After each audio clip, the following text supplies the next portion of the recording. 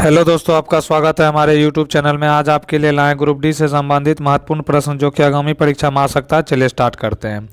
पहला प्रश्न है, प्रवीण कुमार जिन्होंने 2024 पैरालंपिक खेलों में पुरुषों की ऊंची कूद जो है मेंस हाई जंप T64 स्पर्धा में जो है स्वर्ण पदक जीता है, किस खेल से संबंधित है? तो स्वर्ण पदक जीता है प्रवीण कुमार ने जो है वह पैरा एथलेटिक्स से। क्या है? तो पैरा एथलेटिक्स जो है ऑप्शन ए इसका आंसर हो जाएगा।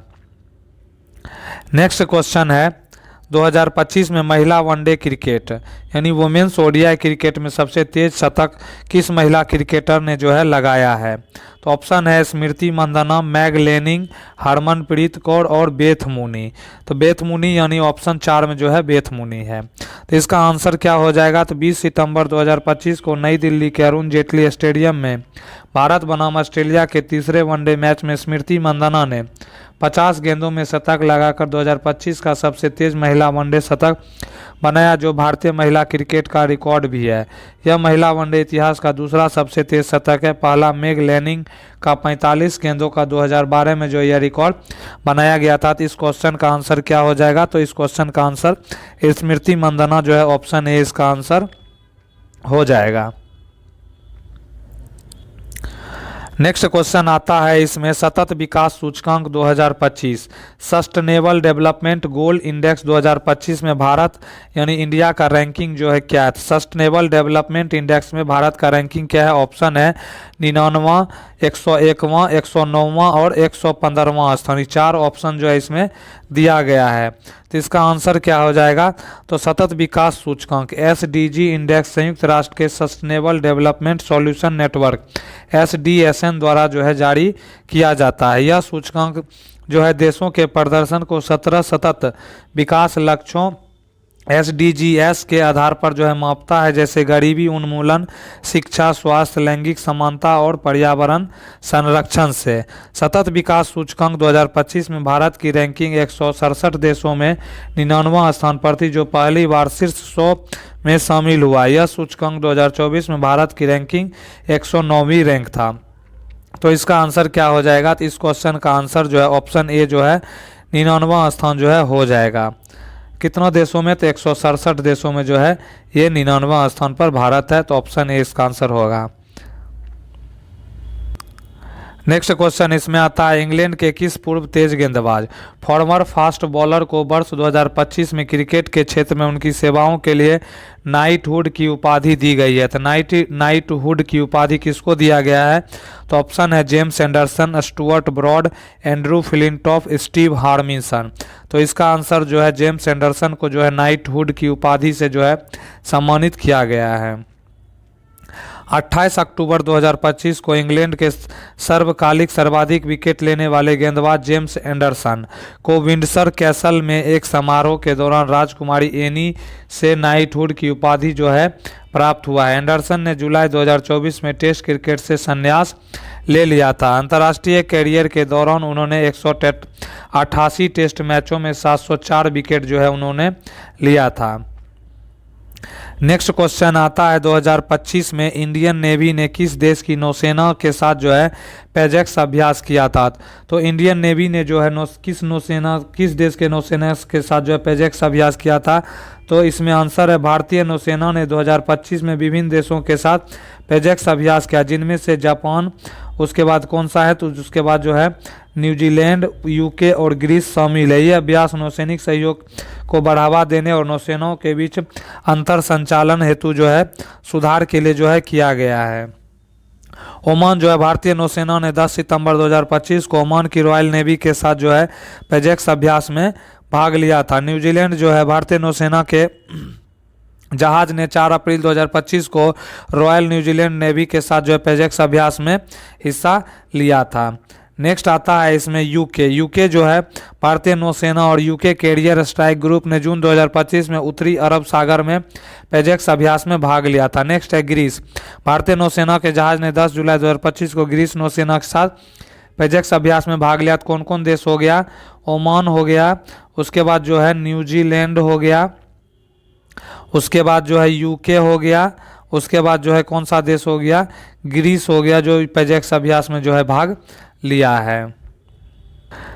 नेक्स्ट क्वेश्चन आता है इसरो का 17वां मिशन कौन सा था। इसरो का 17वां मिशन कौन सा था। ऑप्शन है GSLV F-15, PSLV C-40, LVM जो है 3 जो है, उसके बाद GSLV F-10 है।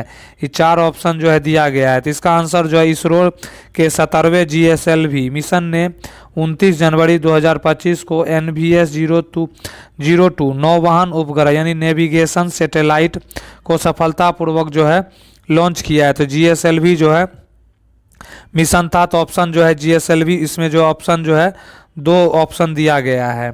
नेक्स्ट आगे देखते हैं यह मिशन जो है किस लिए। यह मिशन जिसे GSLV F-15 नाम दिया गया था, भारत के जियो सिंक्रोनस सैटेलाइट लॉन्च व्हीकल की 17वीं उड़ान को यह दिया गया था।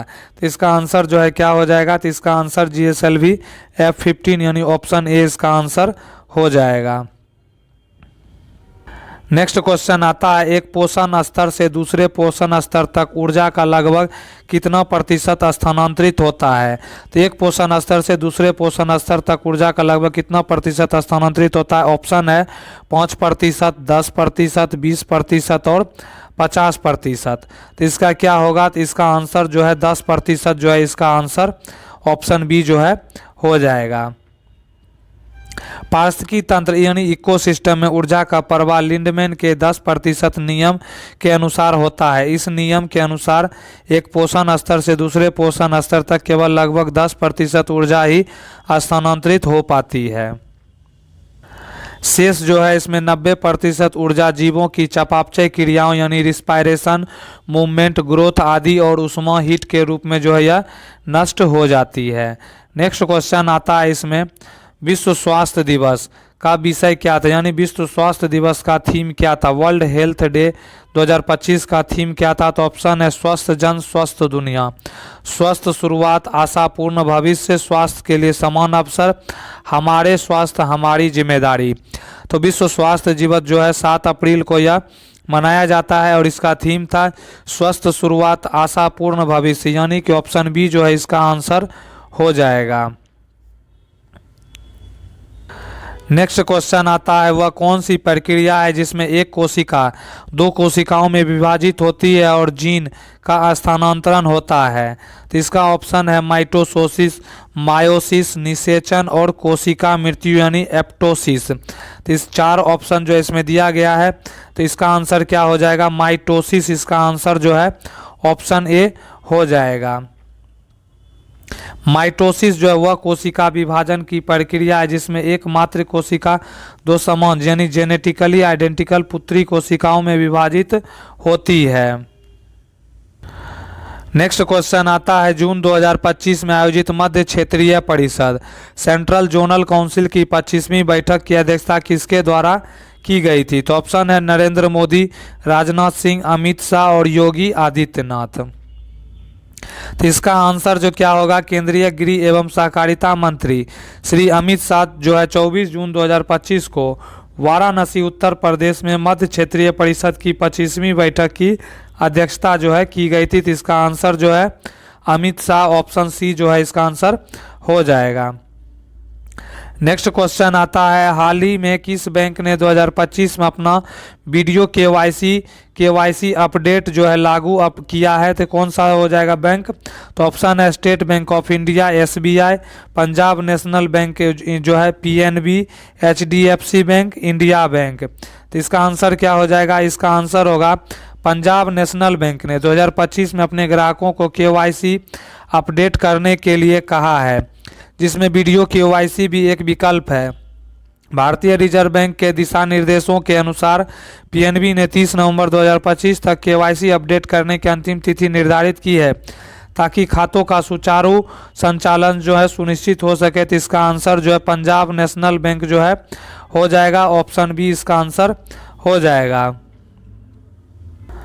नेक्स्ट क्वेश्चन इसमें आता है आर्यन सिंह जिन्होंने किसानों की मदद के लिए AG रोबोट नामक AI रोबोट विकसित किया है जो मिट्टी परीक्षण, कीट पहचान और सिंचाई में सहायक है, वह किस राज्य से संबंधित है। तो आर्यन सिंह जो है किस राज्य से संबंधित है।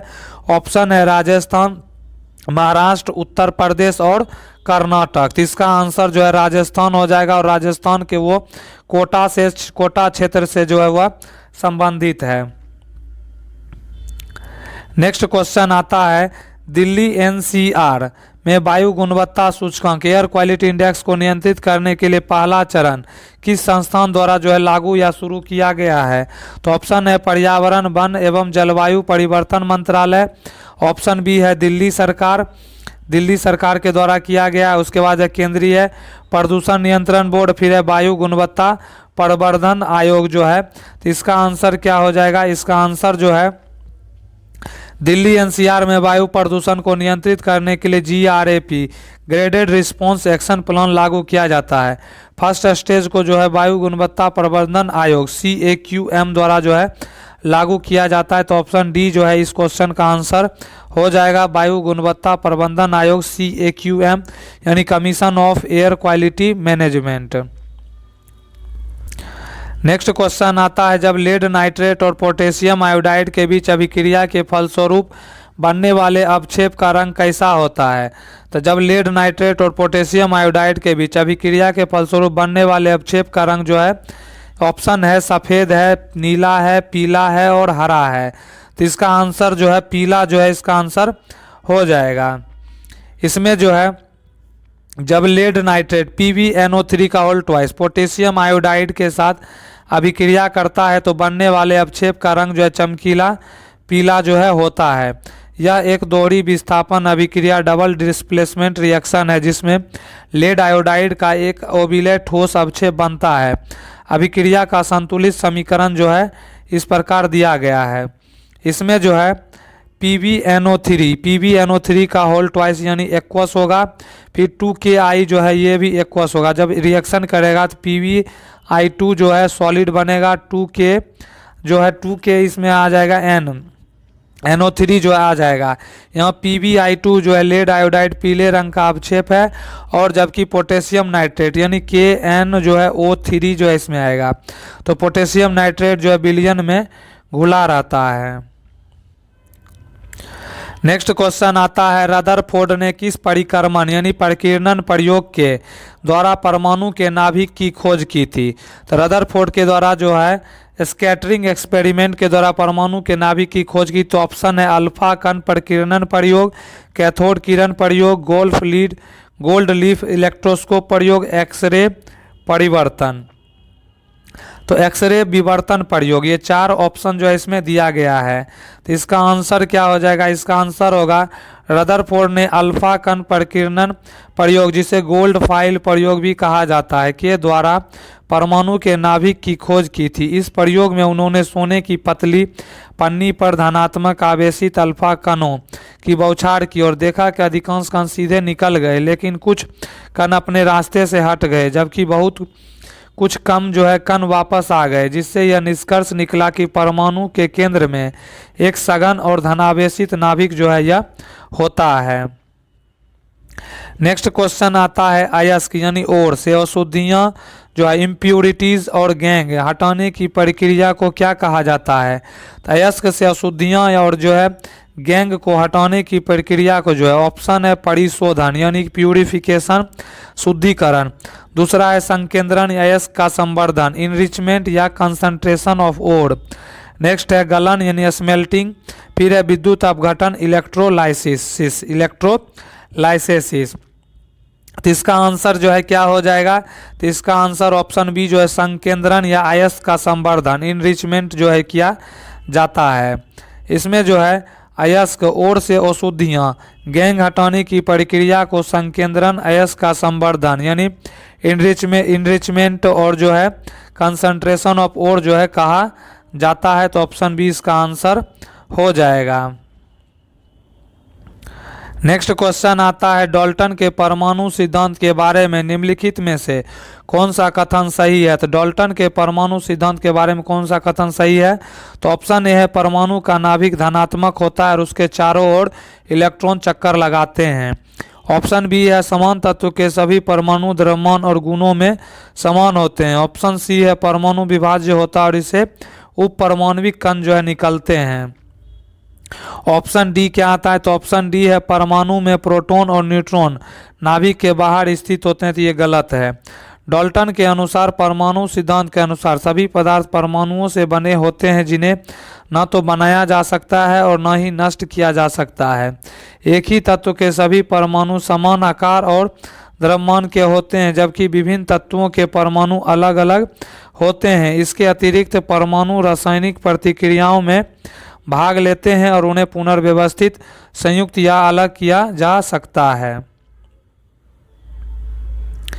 नेक्स्ट आता है कार्बन निम्नलिखित में से किस प्रकार के बॉन्ड का प्रमुख रूप से निर्माण करता है। तो ऑप्शन इसमें है आयनिक बॉन्ड, धात्विक बॉन्ड, सहसंयोजक बॉन्ड और हाइड्रोजन बॉन्ड। ये चार ऑप्शन जो है दिए गए हैं।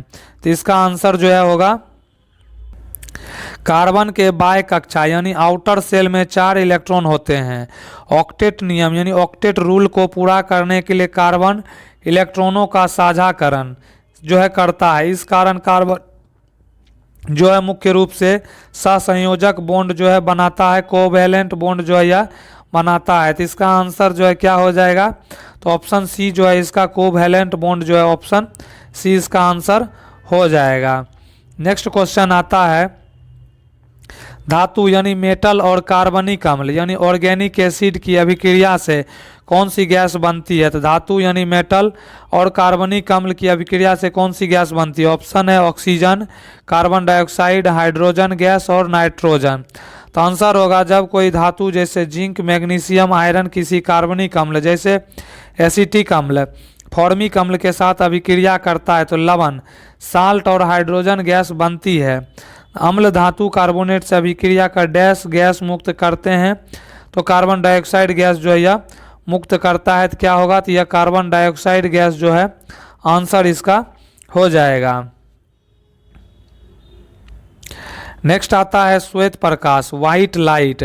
जब प्रिज्म से गुजरता है तो उसका विभिन्न रंगों में विभक्त होना किस प्रक्रिया को कहते हैं। तो श्वेत प्रकाश जब प्रिज्म से गुजरता है तो उसका विभिन्न रंगों में विभक्त होना आंसर है परावर्तन, अपवर्तन, वर्ण विक्षेपण और व्यतिकरण। ये चार जो है ऑप्शन जो है हो गया है।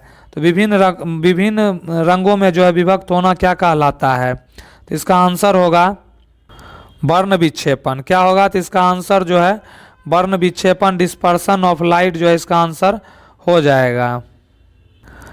नेक्स्ट क्वेश्चन इसमें आता है 2025 में किस फिल्म ने आईफा अवार्ड में 10 पुरस्कार यानी 10 अवार्ड जीते और प्रमुख श्रेणियों में नामांकित होकर सुर्खियों में रहा। तो 10 अवार्ड जो आईफा का, तो ऑप्शन है एनिमल, पठान, लापता लेडीज और जवान। ये चार ऑप्शन है फिल्मों का। तो इसका आंसर जो है लापता लेडीज जो है हो जाएगा ऑप्शन सी। लापता लेडीज यह फिल्म किरण राव द्वारा जो है निर्देशित है और अंतर्राष्ट्रीय भारतीय फिल्म अकादमी पुरस्कार आईफा 2025 का भव्य आयोजन जो है राजस्थान की राजधानी जो है जयपुर में देखने को मिला था। नेक्स्ट इसमें है सर्वश्रेष्ठ अभिनेता पुरुष जो है कार्तिक आर्यन जो है भूल भुलैया के लिए दिया गया था। सर्वश्रेष्ठ अभिनेत्री महिला नितांशी गोयल लापता लेडीज के लिए दिया गया था। सर्वश्रेष्ठ सहायक अभिनेत्री जानकी बोरीवाला जो है शैतान के लिए दिया गया था। सर्वश्रेष्ठ सहायक अभिनेता रवि किशन जो है लापता लेडीज और सर्वश्रेष्ठ नकारात्मक भूमिका राघव जुयाल जो है किल के लिए जो है उसको दिया गया था। नेक्स्ट क्वेश्चन आता है स्थितिज ऊर्जा यानी पोटेंशियल एनर्जी किन किन कारकों पर निर्भर करती है। तो ऑप्शन है द्रव्यमान और वेग, द्रव्यमान, ऊंचाई और गुरुत्वाकर्षण, केवल वेग और समय और दूरी। तो पोटेंशियल एनर्जी का फॉर्मूला होता है पीई बराबर जो है mgh होता है। m क्या होता है, तो मास होता है, द्रव्यमान होता है, h क्या है तो ऊंचाई है और g जो है गुरुत्वाकर्षण है। तो इसका आंसर जो है ऑप्शन बी इसका आंसर हो जाएगा।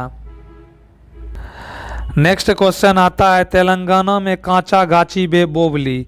तेलंगाना में कांचा गाची बोबली भूमि विवाद किस विश्वविद्यालय से संबंधित है। तो कांचा गाची बोबली ऑप्शन है उस्मानिया विश्वविद्यालय, जवाहरलाल नेहरू तकनीकी विश्वविद्यालय, हैदराबाद विश्वविद्यालय, प्रोफेसर जयशंकर तेलंगाना राज्य कृषि विश्वविद्यालय। ये चार ऑप्शन है तो काचा गाची बोबली भूमि विवाद तेलंगाना के हैदराबाद विश्वविद्यालय से जुड़ा हुआ है। यह विवाद विश्वविद्यालय से सटे काचा गाची बोबली क्षेत्र की जमीन के स्वामित्व और आवंटन से संबंधित है। तो ऑप्शन जो है हैदराबाद विश्वविद्यालय जो है इसका आंसर ऑप्शन सी जो है हो जाएगा। नेक्स्ट क्वेश्चन है, यदि फैलोपियन ट्यूब अवरुद्ध हो जाए तो निम्न में से कौन सी प्रक्रिया रुक जाती है। यदि फैलोपियन ट्यूब जो है अवरुद्ध हो जाता है तो ऑप्शन है मासिक धर्म या रजस्राव यानी मेंसुरेशन, उसके बाद निषेचन, फर्टिलाइजेशन, अंडोत्सर्जन और जो है हार्मोन स्राव। तो आंसर जो है हो जाएगा फैलोपियन ट्यूब वह स्थान है जहां सामान्यतः शुक्राणु यानी स्पर्म और अंडाणु ओवम का जो है मिलन होता है और होकर निषेचन होता है। यदि फैलोपियन ट्यूब अवरुद्ध हो जाती है तो शुक्राणु अंडाणु तक नहीं पहुंच पाते, परिणाम स्वरूप निषेचन नहीं हो पाता, जिससे गर्भधारण रुक जाता है। तो क्या नहीं हो पाएगा, तो निषेचन यानी फर्टिलाइजेशन जो है या इसका आंसर ऑप्शन बी जो है हो जाएगा।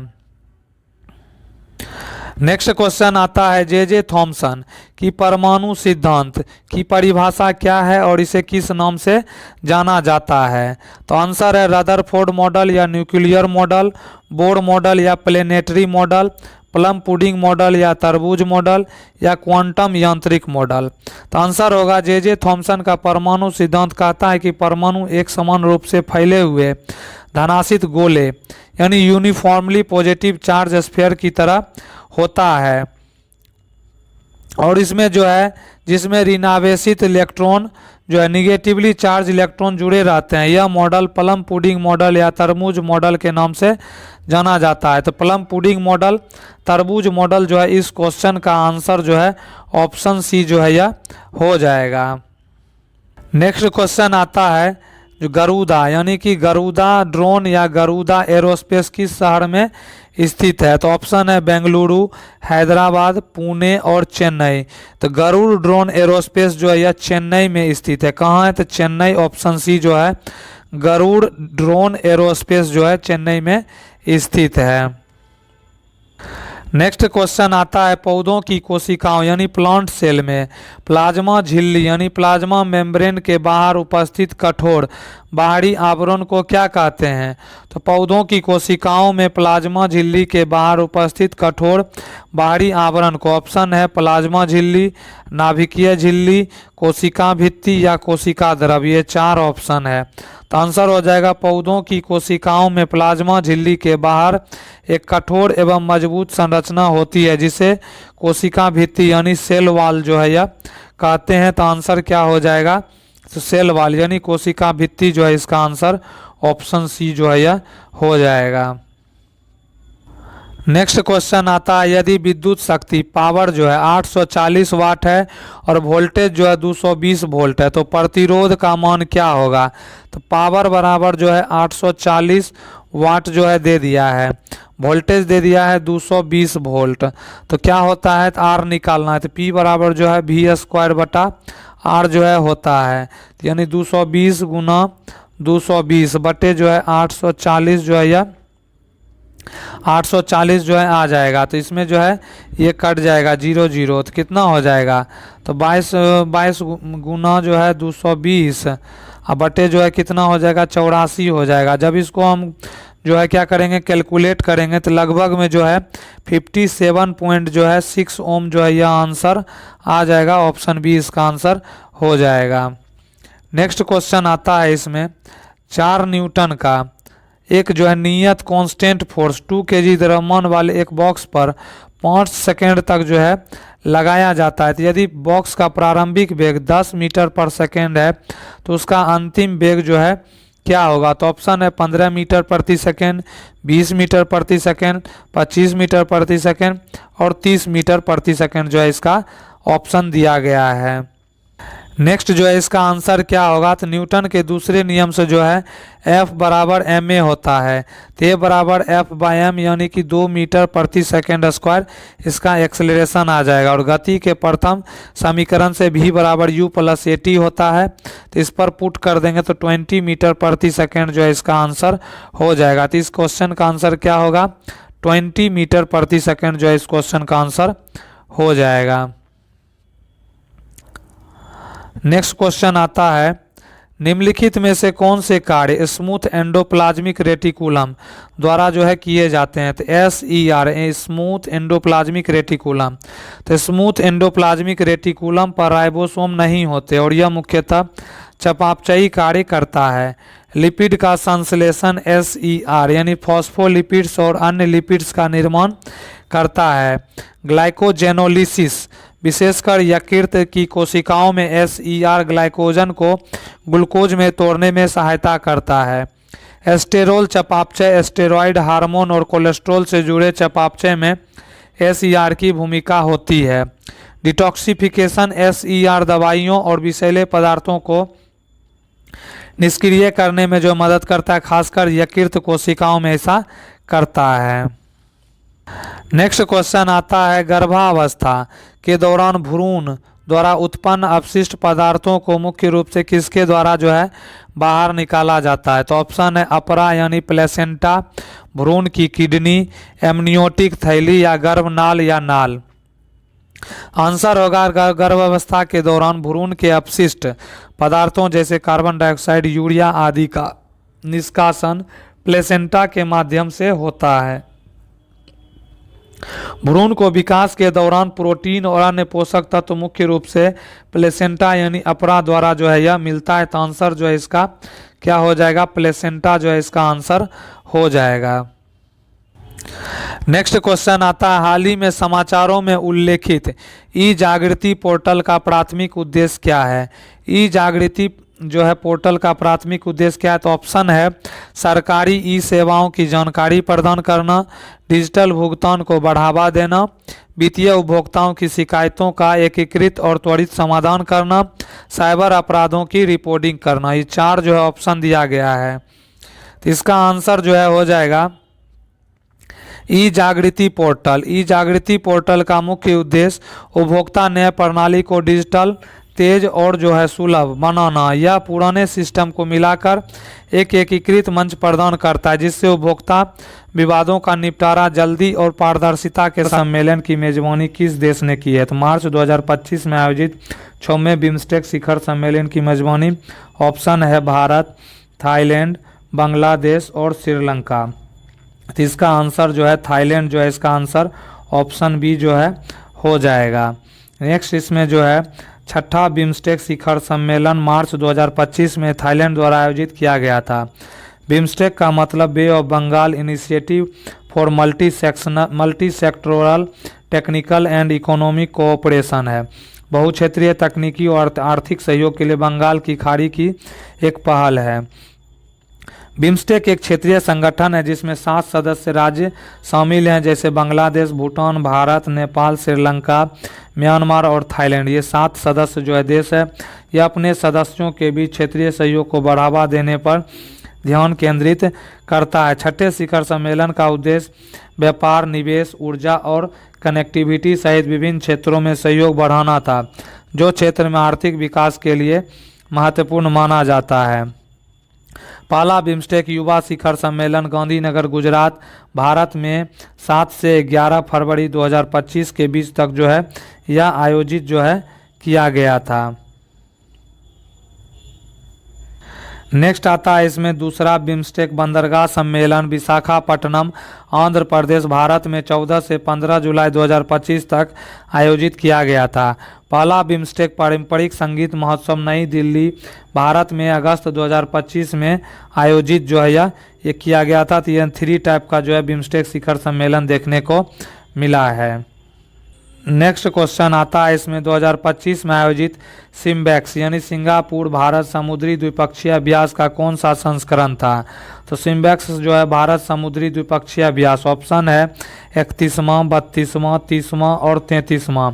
तो यह संस्करण जो है 32वां संस्करण जो है सिम्बैक्स जो है सिंगापुर भारत जो है समुद्री द्विपक्षीय अभ्यास जो है यह ऑप्शन बी हो जाएगा इसका आंसर।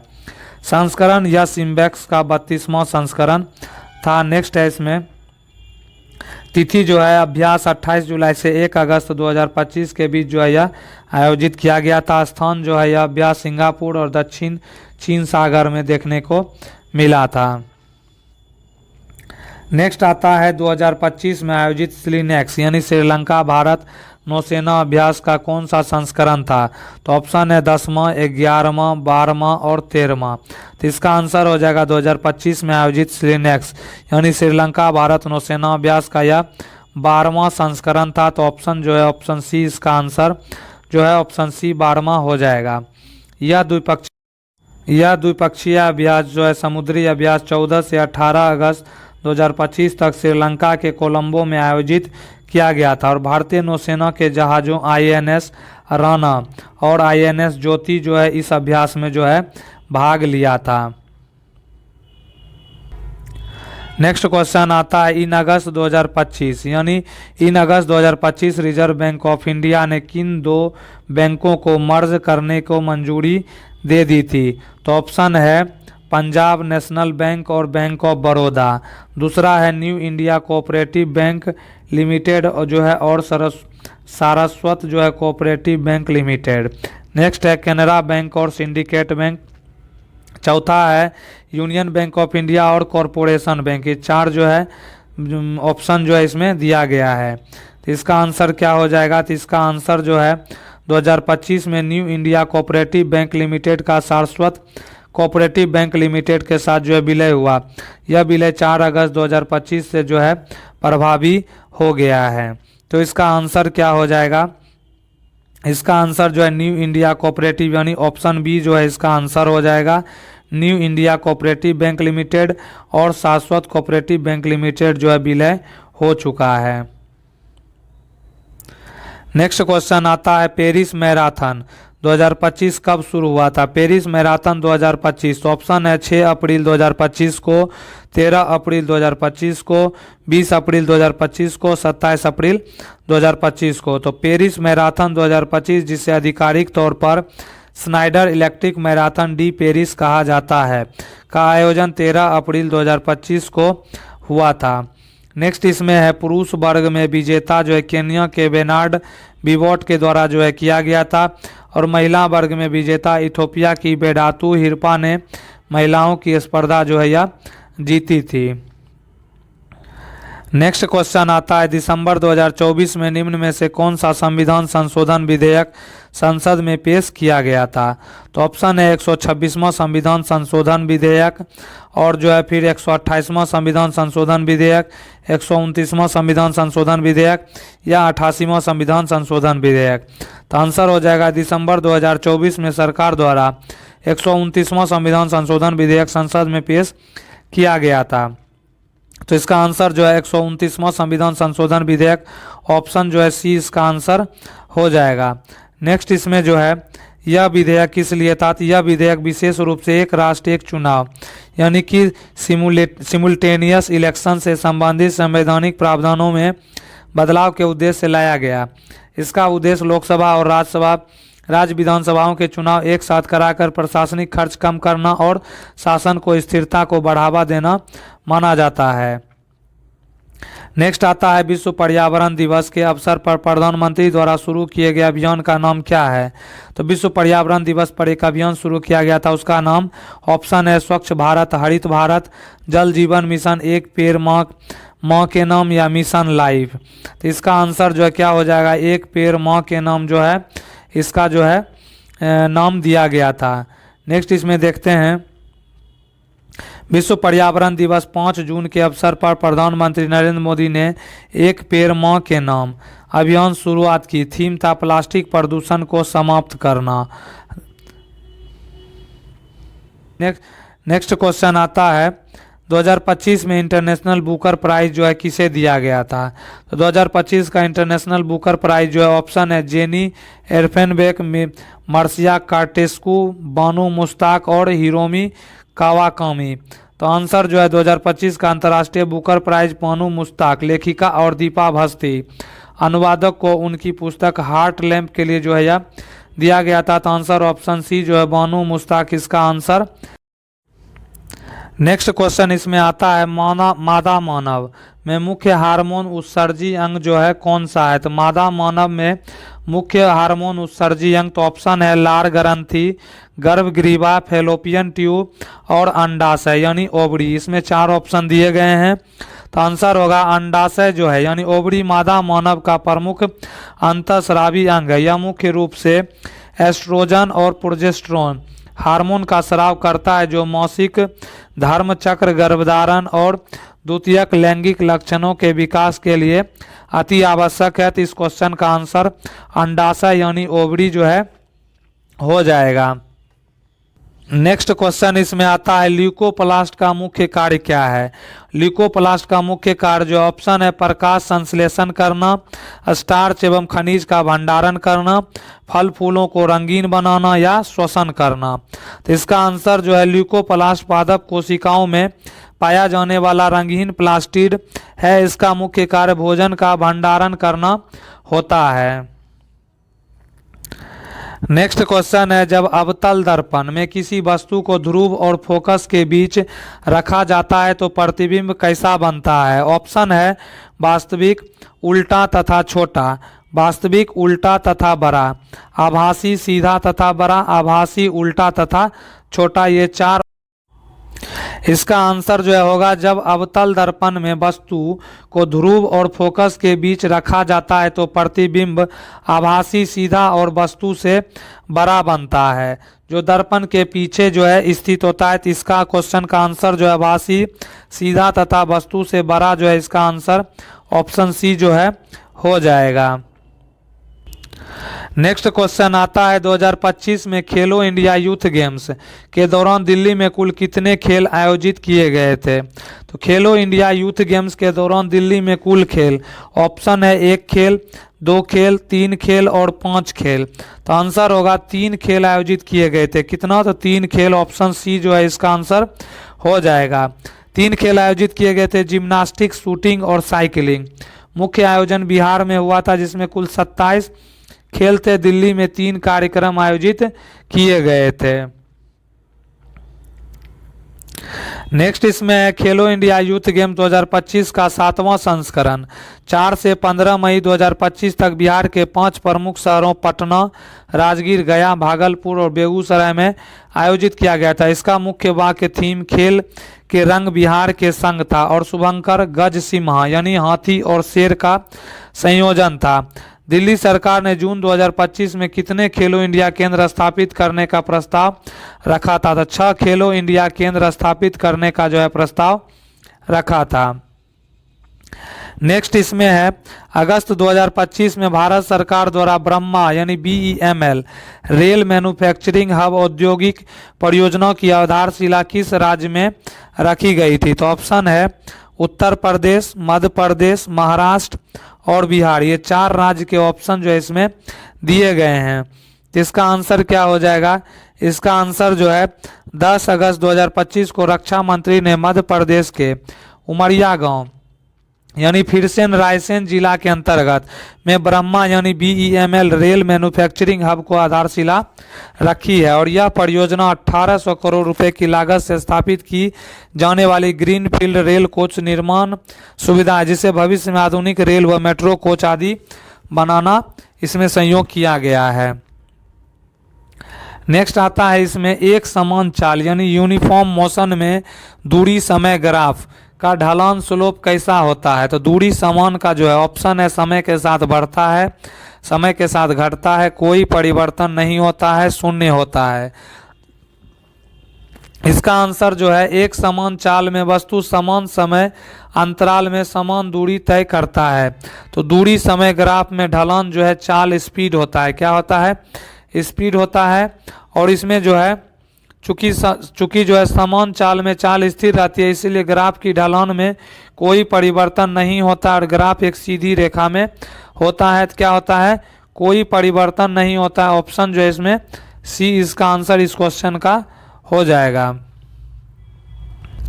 नेक्स्ट क्वेश्चन है गुरुत्वीय त्वरण का मान पृथ्वी के द्रव्यमान यानी मास और उसकी त्रिज्या रेडियस पर निर्भर करता है। इसका सही सूत्र क्या है?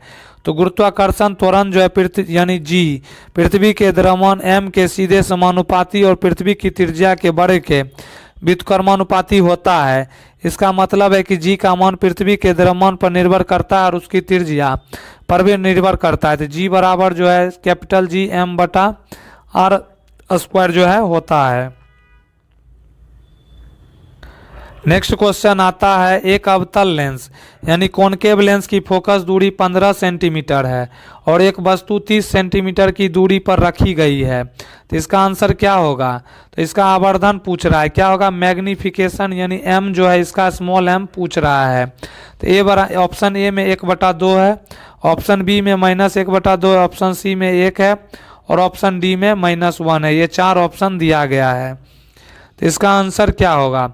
तो अवतल लेंस की फोकस दूरी f को ऋणात्मक लिया जाता है, इसलिए फोकस दूरी f बराबर -15 और वस्तु की दूरी u बराबर जो है -30।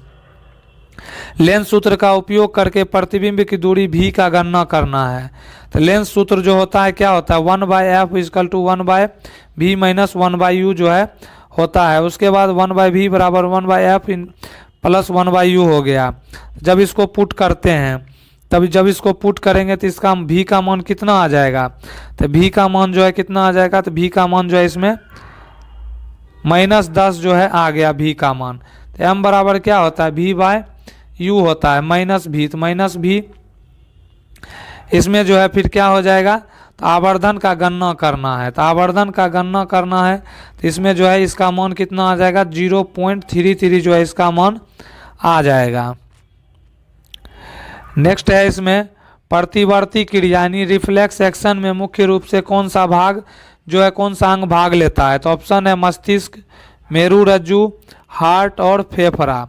तो प्रतिवर्ती क्रिया में जो है मुख्य रूप से मेरुरज्जु यानी स्पाइनल कॉर्ड भाग लेती है, जो तंत्रिका तंत्र का एक हिस्सा है। हालांकि इसमें संवेदी अंग जैसे त्वचा, संवेदी तंत्रिका और प्रेरक तंत्रिका भी शामिल होते हैं, जो पेशियों तक जो है संकेत पहुंचाते हैं। नेक्स्ट क्वेश्चन आता है, जब कोई ग्रह सूर्य की परिक्रमा करता है तो निम्नलिखित में से क्या परिवर्तित नहीं होता है? तो ऑप्शन है वेलोसिटी, गति, त्वरण और क्षेत्रीय जो है इसमें आता है एरियल वेलोसिटी जो है इसमें आता है। 4 ऑप्शन दिए गए हैं, तो इसका आंसर क्या होगा?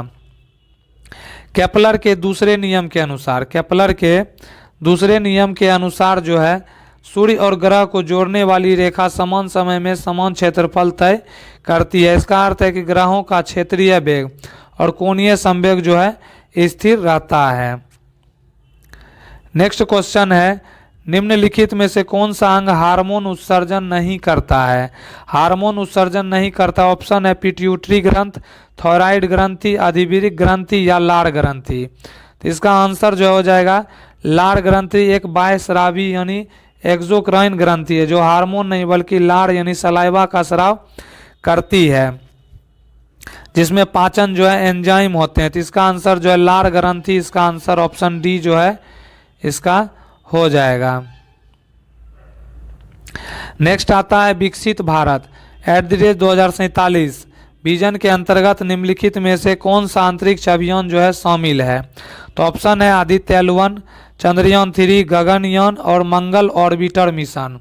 तो इसमें जो है विकसित भारत @2047 का लक्ष्य भारत को स्वतंत्रता के 100 वर्ष पूरे होने तक एक विकसित, आत्मनिर्भर और तकनीकी रूप से उन्नत राष्ट्र बनाना है। तो क्या हो जाएगा इसका आंसर जो है? क्या हो जाएगा इसका आंसर जो है ऑप्शन क्या हो जाएगा इसका?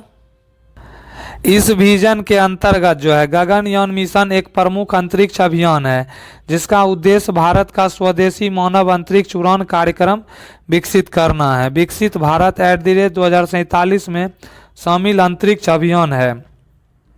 भारतीय अंतरिक्ष स्टेशन 2035 तक एक भारतीय अंतरिक्ष स्टेशन स्थापित करने का लक्ष्य रखा गया है। चंद्रमा मिशन 2040 तक चंद्रमा पर इंसान भेजने और सुरक्षित वापसी सुनिश्चित करने का लक्ष्य रखा गया है।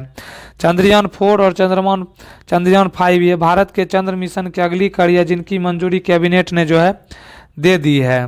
नेक्स्ट आता है इसमें गगनयान मिशन। यह भारत का पहला मानव अंतरिक्ष उड़ान कार्यक्रम है, जिसके तहत इंसानों को पृथ्वी की निचली कक्षा में जो है इसमें भेजा जाएगा। तो इसका आंसर क्या हो जाएगा? तो इसका आंसर जो है गगनयान, ऑप्शन जो है सी इसका आंसर हो जाएगा। इस क्वेश्चन का आंसर ऑप्शन सी गगनयान होगा। नेक्स्ट आता है इसमें एक्सियोम 4 एक्सियोम 4 मिशन जो नासा, एक्सियोम स्पेस और स्पेस एक्स की साझेदारी है, एक निजी अंतरिक्ष यात्री मिशन था जिसका लक्ष्य अंतर्राष्ट्रीय अंतरिक्ष स्टेशन ISS पर पहुंचना था। इस मिशन में भारत के ग्रुप कैप्टन जो है Shubhanshu Shukla, Peggy Whitson America, Slawosz Uznanski Poland और टिबोर कापू हंगरी शामिल थे। मिशन ने भारत, पोलैंड और हंगरी के लिए सरकार द्वारा प्रायोजित अंतरिक्ष उड़ानों को पुनर्जीवित किया और 31 देशों की ओर से लगभग 60 वैज्ञानिक जो है प्रयोग किए गए। लॉन्च वाहन जो है स्पेस एक्स का फाल्कन 9 जो इसमें यूज हुआ है और अंतरिक्ष यान जो है स्पेस एक्स ड्रैगन जो है इसमें यूज हुआ है। और इसमें जो लॉन्च की तारीख जो है 25 जून जो है 2025 को लॉन्च किया गया था। अंतरिक्ष यात्री लगभग 14 दिन तक ISS पर रहे और वैज्ञानिक प्रयोग किए। यह मिशन नासा का चौथा पूर्ण निजी अंतरिक्ष यात्री मिशन जो इसमें था। नेक्स्ट क्वेश्चन है, निम्नलिखित में से किस धातु की प्रतिरोधकता सबसे अधिक होती है? तो धातु की प्रतिरोधकता सबसे अधिक होती है, ऑप्शन है क्रोमियम, मैग्नीशियम, लोहा और पारा। तो मैग्नीशियम का जो है 4.47 इंटू 10⁻⁻8 ओम मीटर जो है लगभग होता है। लोहा का जो है 10 × 10⁻8 ओम मीटर जो है इसमें होता है। उसके बाद क्रोमियम का जो है 12.9 × 10⁻8 ओम, पारा का 94 जो है × 10⁻8 ओम जो है इसमें होता है। तो इसका आंसर क्या हो जाएगा? इसमें जो है पारा जो है इसका आंसर हो जाएगा। नेक्स्ट है 373 केल्विन पर जिप्सम को गर्म करने पर निम्नलिखित में से कौन सा यौगिक प्राप्त होता है? 373 केल्विन पर जिप्सम को गर्म करने पर, तो ऑप्शन है कैल्शियम ऑक्साइड, कैल्शियम सल्फेट या plaster of Paris CaSO4 into 2H2O। तो इसका आंसर क्या हो जाएगा? तो इसका आंसर जो है जिप्सम का जो है रासायनिक सूत्र जो है CaSO4 इंटू 2H2O होता है। जब इसे लगभग 373 केल्विन 100 डिग्री सेल्सियस पर गर्म किया जाता है तो इसमें उपस्थित जल का एक भाग जो है निकल जाता है और हेमीहाइड्रेट जो है इसमें बनता है।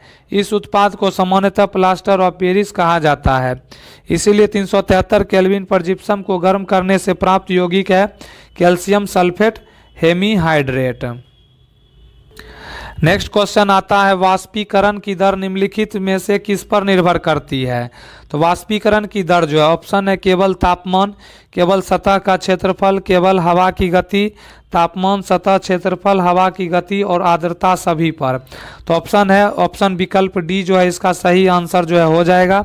तापमान, सतह, क्षेत्रफल, हवा की गति और आर्द्रता सभी पर जो है निर्भर करता है। तरल का रंग निर्भर नहीं करता है। नेक्स्ट क्वेश्चन है, सोडियम बाइकार्बोनेट का प्रयोग निम्नलिखित में से किस मेथड विधि से किया जाता है? तो सोडियम बाइकार्बोनेट, जिसे आमतौर पर बेकिंग सोडा के नाम से जाना जाता है, यह एक मुख्य खमीरीकरण यानी लीवेनिंग एजेंट के रूप में जो है काम किया जाता है, उपयोग किया जाता है।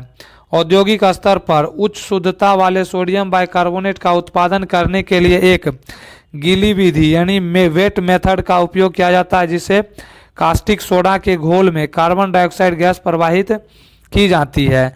इसका उपयोग प्रयोगशाला में या औद्योगिक प्रक्रियाओं के दौरान अम्लीय रिसाव या अवांछित अम्लीय घोलों को उदासीन करने के लिए किया जाता है। फायर एक्सटिंग्विशर यानी अग्निशामक, इसका उपयोग कुछ प्रकार के ड्राई केमिकल फायर एक्सटिंग्विशर जो है में किया जाता है।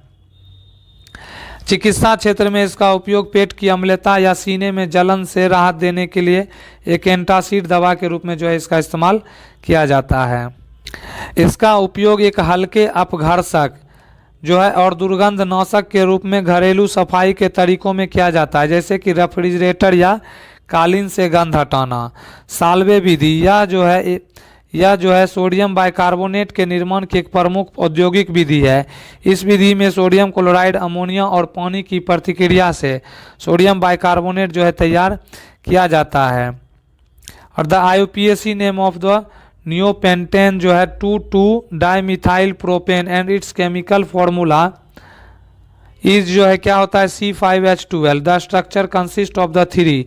नेक्स्ट है, मेजबान इंग्लैंड और वेल्स क्रिकेट बोर्ड ने हाल ही में पटौदी ट्रॉफी का नाम बदलकर एंडरसन तेंदुलकर ट्रॉफी कर दिया, यह किस प्रकार का फॉर्मेट है? तो पटौदी ट्रॉफी का नाम बदलकर एंडरसन तेंदुलकर ट्रॉफी जून 2025 में किया था और यह टेस्ट क्रिकेट का फॉर्मेट है। क्या है? टेस्ट क्रिकेट का जो है फॉर्मेट है, 5 दिन का खेल इसमें होता है। नेक्स्ट है मांसपेशियों की गति का सही प्रक्रिया क्या है? तो मांसपेशी संकुचन, तंत्रिका आवेग, गति, ये पहला ऑप्शन है।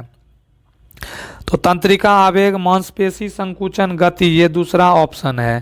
तंत्रिका आवेग, मांसपेशी संकुचन, ये तीसरा ऑप्शन है। तंत्रिका आवेग, गति और मांसपेशी संकुचन, ये चौथा आवेग है। तो इसका आंसर क्या हो जाएगा? इसका आंसर जो है, जब मस्तिष्क या मेरुरज्जु से तंत्रिका आवेग मांसपेशियों तक पहुंचता है तब मांसपेशियां संकुचित होती है। मांसपेशियों के संकुचन के कारण शरीर के अंगों में गति यानी मूवमेंट उत्पन्न होती है, इसीलिए मांसपेशियों की गति की सही प्रक्रिया है। नर्व इम्पल्स जो है तंत्रिका आवेग, मसल्स कॉन्ट्रैक्शन, फिर जो है मूवमेंट होता है।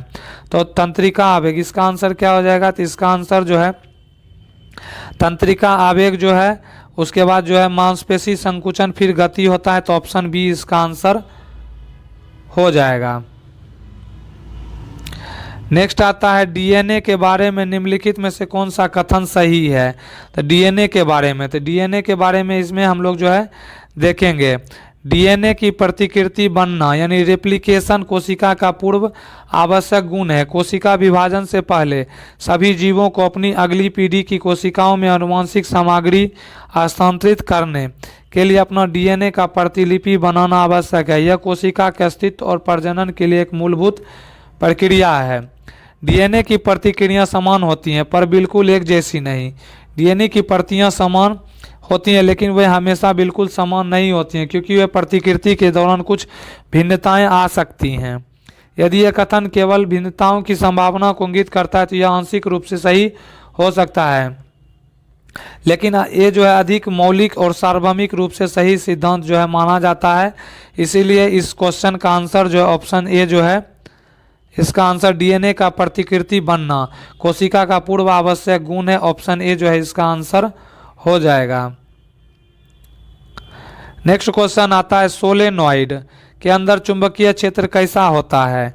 तो ऑप्शन है एक समान, असमान, शून्य और बदलता हुआ।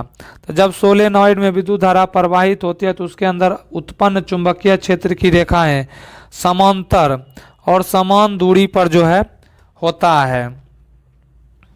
नेक्स्ट इसमें है, इससे जो है क्या होता है, इससे सोलेनॉइड के भीतर चुंबकीय क्षेत्र लगभग एक समान होता है जबकि बाहर का क्षेत्र कमजोर और असमान होता है।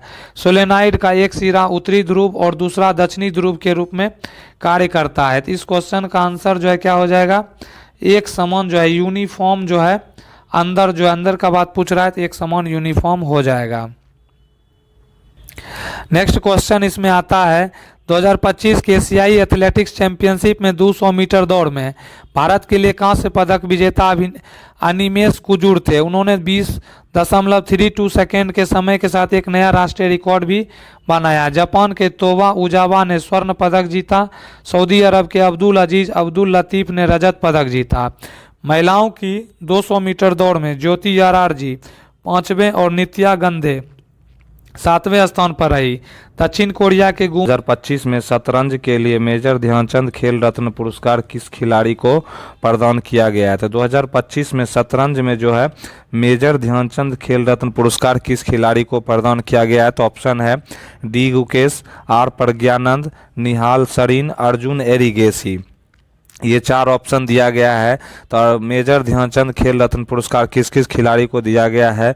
तो मनु भाकर जो है निशानेबाजी में जो है इसको दिया गया है। डी गुकेश जो है शतरंज खिलाड़ी में जो है दिया गया है और हरमनप्रीत सिंह जो है हॉकी खिलाड़ी में इसको दिया गया है। तो इस क्वेश्चन का आंसर हो जाएगा डी गुकेश। क्या हो जाएगा? डी गुकेश को जो है चेस में जो है मेजर ध्यानचंद खेल रत्न पुरस्कार जो है इसको दिया गया है। नेक्स्ट क्वेश्चन आता है 2025 तक टेनिस में सबसे अधिक ग्रैंड स्लैम खिताब जीतने वाले खिलाड़ी कौन है? तो 2025 तक जो है टेनिस में सबसे अधिक ग्रैंड स्लैम का खिताब जो है कौन जीता है? तो ऑप्शन है Roger Federer, Rafael Nadal, Novak जोकोविच और पीट सैम्प्रास। ये 4 ऑप्शन है, तो इसका आंसर जो है नोवाक जोकोविच जो है हो जाएगा। नोवाक जोकोविच को जो है अब तक जो है 24 ग्रैंड स्लैम का खिताब जो दिया गया है, और ये सर्बिया के नोवाक जोकोविच ने अब तक कुल जो है 24 ग्रैंड स्लैम का खिताब जो है जीत चुका है। नेक्स्ट क्वेश्चन आता है इसमें, जून 2025 में किस भारतीय क्रिकेटर को आईसीसी हॉल ऑफ फेम में शामिल किया गया है? जून 2025 में जो है आईसीसी हॉल ऑफ फेम में किसको शामिल किया गया है? तो ऑप्शन है विराट कोहली, राहुल द्रविड़, एमएस धोनी और सचिन तेंदुलकर। ये 4 ऑप्शन है, तो इसमें जो है आईसीसी हॉल ऑफ फेम में जो है एमएस धोनी यानी महेंद्र सिंह धोनी को जो है शामिल किया गया है। वह जो है इस प्रतिष्ठित सम्मान को पाने वाले जो है 11वें भारतीय खिलाड़ी बन गए। क्या जो है तो 11वां जो है प्लेयर जो है यह बन गए हैं आईसीसी हॉल ऑफ फेम में शामिल होने वाले। नेक्स्ट क्वेश्चन आता है, हरियाणा कैडर के किस वरिष्ठ आईएएस अधिकारी का जो है अब तक 57 बार तबादला किया जा चुका है? तो हरियाणा कैडर के जो है एक वरिष्ठ आईएएस अधिकारी हैं जिनका जो है 57 यानी 57 बार जो है तबादला ट्रांसफर हो चुका है। ऑप्शन है अशोक खेमका, संजय कुमार, राजीव अरोड़ा, टीसी गुप्ता। ये 4 ऑप्शन जो है आईएएस अधिकारी का दिया गया है, तो आंसर इसका हो जाएगा अप्रैल 2025 में हरियाणा कैडर के वरिष्ठ आईएएस अधिकारी अशोक खेमका अपनी जो है 34 साल की सेवा के बाद जो है सेवानिवृत्त यानी रिटायर जो है हुए हैं, और इस दौरान जो है उनका 57 बार जो है तबादला किया जा चुका है। कौन है? तो इसका answer option A Ashok Khemka जो है हो जाएगा। नेक्स्ट क्वेश्चन आता है, जलवायु परिवर्तन प्रदर्शन सूचकांक 2025 यानी क्लाइमेट चेंज परफॉर्मेंस इंडेक्स 2025 में भारत की रैंक क्या है? तो जलवायु परिवर्तन प्रदर्शन सूचकांक 2025 में भारत का रैंक पूछ रहा है, तो ऑप्शन है चौथा स्थान, छठा स्थान, 7वां स्थान और 10वां स्थान। ये 4 जो है पोजीशन दिया गया, 4 ऑप्शन दिया गया है, जिसमें इसका आंसर जो है 10वां स्थान जो है हो जाएगा। जलवायु परिवर्तन प्रदर्शन सूचकांक 2025 में भारत का रैंक जो है 10वां रहा है। इसमें जो है भारत का 10वां रहा है, लेकिन स्कोर जो है 67 जो है 99 इसका स्कोर रहा है।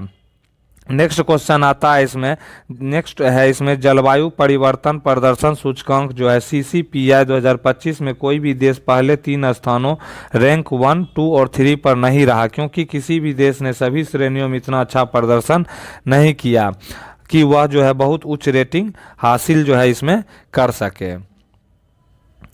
इसीलिए जो है क्या हुआ, इसीलिए इस सूचकांक में डेनमार्क समग्र रैंकिंग में चौथे स्थान पर रहा, और यही सर्वोच्च स्थान पाने वाला देश जो है रहा है। यानी डेनमार्क कौन सा पोजीशन पर रहा है?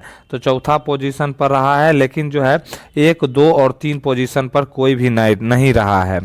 नेक्स्ट है डेनमार्क के बाद जो है नीदरलैंड 5वें स्थान पर रहा है, और यूनाइटेड किंगडम जो है यह 6ठे स्थान पर जो है इसमें देखने को मिला है। नेक्स्ट आता है OECD आउटलुक जो है के अनुसार जो है वर्ष 2025 में भारत की अनुमानित मुद्रास्फीति दर कितनी थी? तो OECD जो है आउटलुक के अनुसार 2025 में भारत का जो है मुद्रा जो है स्फीति कितना रहा था? तो ऑप्शन है 3.8%, 4.2%, 5.2%, 6%। इसका आंसर हो जाएगा OECD के आउटलुक के अनुसार वर्ष 2025 में भारत की अनुमानित मुद्रास्फीति दर जो है 2.9%। कितना? तो 2.9% इसमें थी 2025 में। नेक्स्ट आता है इसमें, और यह अनुमान जो है पहले के लगभग जो है 4.2% के अनुमान से घटकर जो है 2.9% कर दिया गया। तो इस क्वेश्चन का आंसर जो है क्या हो जाएगा? इस क्वेश्चन का आंसर जो है 4.2% जो है इस क्वेश्चन का आंसर हो जाएगा। नेक्स्ट क्वेश्चन इसमें आता है, भारत और मंगोलिया के बीच आयोजित होने वाले नोमैडिक एलिफेंट संयुक्त सैन्य अभ्यास वर्ष 2025 में कौन सा संस्करण था? तो भारत और मंगोलिया के बीच आयोजित होने वाले नोमैडिक एलिफेंट संयुक्त सैन्य अभ्यास था, और यह जो है 2025 में हुआ। इसका कौन सा संस्करण था? तो ऑप्शन है 15वां संस्करण, 16वां संस्करण, 17वां संस्करण और 18वां संस्करण। ये चार ऑप्शन दिए गए, तो इसका आंसर जो है 17वां संस्करण का स्थान और तिथि। यह अभ्यास जो है 31 मई से 13 जून 2025 तक मंगोलिया की राजधानी उलान बटोर में हुआ था। तो इस क्वेश्चन का आंसर 17वां संस्करण हो जाएगा। और कहाँ पर हुआ था? तो यह जो है मंगोलिया की राजधानी जो है उलान बटोर है, उलान बटोर में हुआ था। और ये जो है अभ्यास का क्या नाम था? नोमैडिक एलिफेंट जो है इस अभ्यास का नामकरण किया गया था।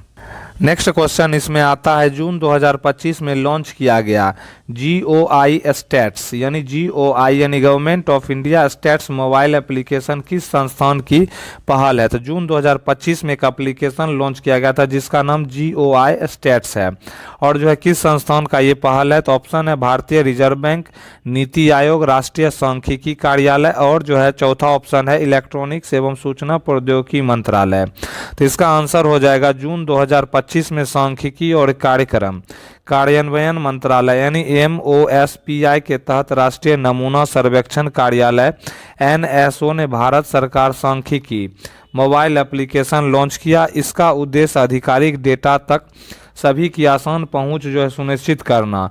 इसमें जो है GDP, महंगाई और जो है रोजगार जैसे प्रमुख सामाजिक आर्थिक आंकड़े इंटरएक्टिव डैशबोर्ड के जरिए दिखाए जाते हैं। तो ये किसका पहल है? तो राष्ट्रीय सांख्यिकी कार्यालय के द्वारा जो है, यानी ऑप्शन जो है इसका इस क्वेश्चन का आंसर ऑप्शन सी जो है यह हो जाएगा।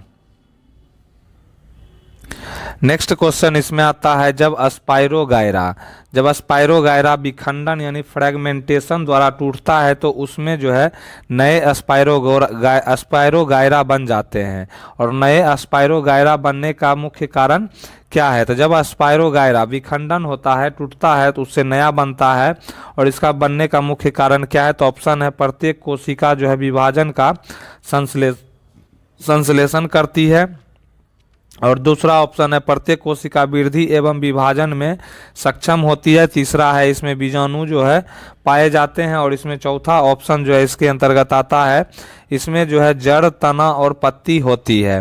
तो इस क्वेश्चन का आंसर होगा स्पाइरोगायरा विखंडन नामक अलैंगिक प्रजनन के माध्यम से नए जीव बनाता है, जिसमें जो है तंतु कई टुकड़ों में टूट जाता है और प्रत्येक टुकड़ा एक नई स्पाइरोगायरा में विकसित होता है। ऐसा इसीलिए संभव है क्योंकि यह एक जो है साधारण बहुकोशिकीय जीव है जिसमें सभी कोशिकाएं नए तंतु में विकसित होने में सक्षम हो जाता है। तो इस क्वेश्चन का आंसर क्या होगा? तो इस क्वेश्चन का आंसर जो है इसमें जो है नए तंतु विकसित होने लगते हैं, तो इसमें जो है प्रत्येक कोशिका में वृद्धि और विभाजन दोनों में जो है सक्षम होता है। तो ऑप्शन जो है इसका बी आंसर जो है हो जाएगा। नेक्स्ट क्वेश्चन आता है इसमें कथन 1 यानी स्टेटमेंट 1 है, बैल जो है अकेले बछड़े को जन्म दे सकता है। दूसरा को स्टेटमेंट है मुर्गी जो है अकेले चूजे को जन्म नहीं दे सकती है। तो इसका पहला जो है स्टेटमेंट बैल जो है अकेले बछड़े को जन्म दे सकती है, स्टेटमेंट पहला ये गलत है। मुर्गी अकेले चूजे को जन्म नहीं दे सकती है, स्टेटमेंट दूसरा जो है यह सही लग रहा है। तो इसमें जो है कौन सा विकल्प सही पूछ रहा है? तो पहला ऑप्शन है दोनों कथन सही है, फिर जो है नेक्स्ट है दोनों कथन गलत है, फिर तीसरा है केवल कथन एक सही है, फिर चौथा है केवल कथन दो सही है। तो इसका आंसर क्या हो जाएगा? तो इसका आंसर जो है कथन 1 गलत है, क्योंकि बैल नर मेल होता है और केवल मादा यानी गाय ही बछड़े को जन्म दे सकती है। और कथन 2 सही है, क्योंकि मुर्गी बिना निषेचन फर्टिलाइजेशन के चूजा उत्पन्न नहीं कर सकती है, चूजे के लिए मुर्गा द्वारा निषेचन आवश्यक होता है। तो इसीलिए स्टेटमेंट जो है दूसरा सही है, यानी कि ऑप्शन जो है इसका डी आंसर जो है हो जाएगा। नेक्स्ट क्वेश्चन आता है, निम्न में से किस विभाज्योतक यानी कि मेरिस्टेमेटिक टिश्यू में जो है ऑक्सीन हार्मोन उच्च सांद्रता में पाया जाता है। तो किस विभाज्योतक के कारण ऐसा होता है? तो इसका आंसर जो है शीर्ष विभाज्योतक, ये पहला ऑप्शन है। दूसरा है अंतर्वर्ती विभाज्योतक, तीसरा है पार्श्व विभाज्योतक, चौथा है स्थायी उत्तक। तो इसका आंसर जो है विभाज्योतक यानी ऑक्सीन हार्मोन उच्च सांद्रता में पाया जाता है, तो यह शीर्ष विभाज्योतक यानी एपिकल मेरिस्टेम में जो है यह पाया जाता है। तो ऑप्शन जो है ए इसका आंसर हो जाएगा। नेक्स्ट इसमें आता है ऑक्सीन एक जो है प्रमुख पौधा का हार्मोन है जो कोशिका वृद्धि, कोशिका की लंबाई और शीर्ष प्रभुत्व यानी एपिकल डोमिनेंस को जो है नियंत्रित करता है। यह हार्मोन मुख्य रूप से तने और जड़ के शीर्ष भाग में पाया जाता है, जहां शीर्षस्थ विभाज्योतक यानी एपिकल मेरिस्टेम जो है स्थित उसमें देखा जाता है। नेक्स्ट क्वेश्चन इसमें आता है यौगिक यानी कि कंपाउंड जो होता है CH3, CHBr, CH2, CH3 का जो है IUPAC नाम क्या है? तो IUPAC नाम जो है इसमें, तो इसका ऑप्शन क्या है? तो विकल्प में आता है 2 ब्रोमोपेंटेन होता है, दूसरा ऑप्शन है 3 ब्रोमोपेंटेन और तीसरा जो है 1 ब्रोमोपेंटेन और चौथा जो है 2 ब्रोमोब्यूटेन। तो इसका आंसर जो है 2 ब्रोमोपेंटेन यानी ऑप्शन ए जो है इसका आंसर। इस जो है केमिकल बॉन्डिंग का रिएक्शन का जो है ये IUPAC नेम जो है क्या हो जाएगा? 2 ब्रोमोपेंटेन। नेक्स्ट क्वेश्चन इसमें आता है विस्थापन समय यानी विस्थापन समय जो है ग्राफ की ढाल क्या प्रदर्शित करती है? यानी डिस्प्लेसमेंट टाइम जो है ग्राफ की ढाल क्या प्रदर्शित करती है? तो ऑप्शन है वेग है यानी वेलोसिटी है, त्वरण है, एक्सेलरेशन है, दूरी डिस्टेंस है, बल जो है फोर्स है। तो जब भी हम जो है विस्थापन समय का ग्राफ उसका ढाल जब निकालेंगे तो वह जो है वेलोसिटी को दर्शाएगा कि उसका रिजल्टेंट क्या आएगा? तो वेलोसिटी के रूप में जो है उसका रिजल्टेंट देखने को मिलेगा। नेक्स्ट क्वेश्चन इसमें आता है यदि किसी व्यक्ति का पृथ्वी पर भार जो है 24 न्यूटन है तो चंद्रमा पर उसका भार जो है कितना होगा? तो किसी व्यक्ति का भार पृथ्वी पर 24 न्यूटन है तो चंद्रमा पर जो है 1/6 हो जाता है यानी कि जो है कितना हो जाएगा? तो इसका 4 न्यूटन जो है इसका राइट आंसर हो जाएगा। चंद्रमा पर गुरुत्वाकर्षण बल पृथ्वी के गुरुत्वाकर्षण बल का जो है 1/6 भाग जो है यह होता है। नेक्स्ट क्वेश्चन आता है जल में रहने वाले जंतु श्वसन के लिए क्या लेते हैं? जल में रहने वाले जंतु श्वसन के लिए क्या लेते हैं? तो ऑप्शन है मुक्त ऑक्सीजन, घुलनशील ऑक्सीजन, कार्बन डाइऑक्साइड या हाइड्रोजन। तो इसका आंसर जो है हो जाएगा जल में रहने वाले जंतु जैसे मछलियां पानी में घुली हुई ऑक्सीजन को अपने गलफरों के माध्यम से ग्रहण करती है और पानी में ऑक्सीजन गैस के रूप में नहीं बल्कि घुली हुई अवस्था में होती है, इसीलिए जलीय जीव उसी का उपयोग करके जो है श्वसन करते हैं। नेक्स्ट क्वेश्चन आता है ऑक्सीजन की अनुपस्थिति में ग्लूकोज का विघटन किस प्रक्रिया द्वारा होता है? ऑक्सीजन की अनुपस्थिति में ग्लूकोज का विघटन किस प्रक्रिया द्वारा होता है? तो ऑप्शन है वायवीय श्वसन, अवायवीय श्वसन, प्रकाश संश्लेषण, वाष्पोत्सर्जन। तो इसका आंसर होगा जब ऑक्सीजन उपलब्ध नहीं होती तो ग्लूकोज का पूर्ण ऑक्सीकरण नहीं हो पाता है। ऐसी स्थिति में कोशिकाएं अवायवीय श्वसन की प्रक्रिया अपनाती है जिसे जो है किण्वन यानी फर्मेंटेशन भी कहा जाता है। इस प्रक्रिया में जो है ग्लूकोज का विघटन होकर कम मात्रा में ऊर्जा यानी ATP प्राप्त होता है और उत्पाद के रूप में जो है ईस्ट यानी एथेनॉल और CO2 और मांसपेशियों में लैक्टिक अम्ल जो है यह बनाता है। नेक्स्ट क्वेश्चन आता है ऑडिटोरियम में ध्वनि यानी साउंड के साथ क्या होता है? तो ऑडिटोरियम में जो है ध्वनि साउंड के साथ क्या होता है? तो ऑप्शन है ध्वनि का प्रसार पूरी तरह बंद हो जाता है, ध्वनि का अत्यधिक प्रतिध्वनि यानी इको उत्पन्न होता है, ध्वनि का अवशोषण होता है और प्रतिध्वनि कम हो जाता है, तो ध्वनि की तीव्रता बहुत अधिक बढ़ जाती है। तो इसका आंसर होगा ध्वनि का जो है अवशोषण होता है और प्रतिध्वनि जो है यह कम हो जाता है, तो ऑप्शन सी इसका आंसर हो जाएगा। नेक्स्ट आता है इसमें क्वेश्चन कल्पना जो है कल्पना 3201 यानी कल्पना 3201 माइक्रो प्रोसेसर को इसरो के विक्रम साराभाई अंतरिक्ष केंद्र और सेमीकंडक्टर प्रयोगशाला SCL चंडीगढ़ द्वारा संयुक्त रूप से डिजाइन एवं विकसित किया गया। इस माइक्रो प्रोसेसर के विकास का पदभार या नेतृत्व किसे दिया गया है? तो इसका ऑप्शन जो है इसमें दिया गया है श्री एस कृष्णन सचिव जो है मिट्टी के, प्रधानमंत्री भारत के, राष्ट्रपति भारत के, या राज्य मंत्री इलेक्ट्रॉनिक्स एवं आईटी के। ये 4 ऑप्शन जो इसमें दिया। इसका आंसर हो जाएगा इसके विकास से संबंधित कार्यक्रम एवं समन्वय का प्रशासनिक नीतिगत नेतृत्व इलेक्ट्रॉनिक्स एवं सूचना प्रौद्योगिकी मंत्रालय मिट्टी के सचिव श्री एस कृष्णन को सौंपा गया था। तो इसका आंसर जो है श्री एस कृष्णन सचिव जो है, इसका आंसर हो जाएगा ऑप्शन ए, राइट आंसर हो जाएगा। नेक्स्ट क्वेश्चन आता है इसमें, मानव दिमाग में सोचने की क्षमता होने का मुख्य कारण क्या है? मानव दिमाग में सोचने की क्षमता होने का मुख्य कारण ऑप्शन है दिमाग की चिकनी सतह, कई उजागर रक्त नलिकाएं, अनेक बहुसंख्यक न्यूरॉन्स और उनके आपसी संबंध, केवल बड़ा आकार। ये 4 ऑप्शन जो है उसमें दिया गया है। तो इसका राइट आंसर जो है हो जाएगा, मानव मस्तिष्क में अरबों न्यूरॉन्स होते हैं जो आपस में सिनेप्स के माध्यम से जुड़े रहते हैं। इन्हीं जटिल नेटवर्क और आपसी संपर्कों के कारण सोचना, समझना, निर्णय लेना और स्मरण जैसी क्षमताएं जो है संभव हो पाती हैं। नेक्स्ट क्वेश्चन आता है इसमें, एक्स एक्स क्रोमोसोम संयोजन डैश से बनता है। तो एक्स एक्स क्रोमोसोम संयोजन जो है किससे बनता है? तो ऑप्शन है पुरुष, महिला, उभयलिंगी या नपुंसक यानी इनौच। यानी ऑप्शन इसका 4 ऑप्शन दिया गया है। तो इसका जो है एक्स एक्स यानी महिला और एक्स वाई जो है पुरुष से बनता है। तो इसका आंसर जो है महिला, ऑप्शन बी जो है इसका राइट आंसर हो जाएगा। नेक्स्ट क्वेश्चन आता है, निर्माणाधीन डेटा सेंटर क्षमता के मामले में वैश्विक स्तर पर 6ठा स्थान किसने प्राप्त किया है? तो निर्माणाधीन डेटा सेंटर क्षमता के मामले में वैश्विक स्तर पर 6ठा स्थान जो है ऑप्शन है Yotta NM1 Mumbai, ST telemedia GDC Noida, नेक सेंट्रा जो है डेटा सेंटर जो है बेंगलुरु, और क्या है AWS इंडिया डेटा सेंटर जो है हैदराबाद। तो इसका आंसर होगा Yotta NM1 data centre Navi Mumbai Maharashtra में स्थित है और इसे भारत का सबसे बड़ा टायर 4 डेटा सेंटर जो है माना जाता है। निर्माणाधीन डेटा सेंटर क्षमता में मुंबई विश्व स्तर पर जो है 6ठे स्थान पर जो है माना जाता है। तो इसका आंसर जो है ऑप्शन ए जो है इसका आंसर हो जाएगा। नेक्स्ट क्वेश्चन इसमें आता है, वर्ष 2025 में किस भारतीय खिलाड़ी को पद्म भूषण पुरस्कार से सम्मानित किया गया था? वर्ष 2025 में किस भारतीय खिलाड़ी को जो है पद्म भूषण पुरस्कार से सम्मानित किया गया था?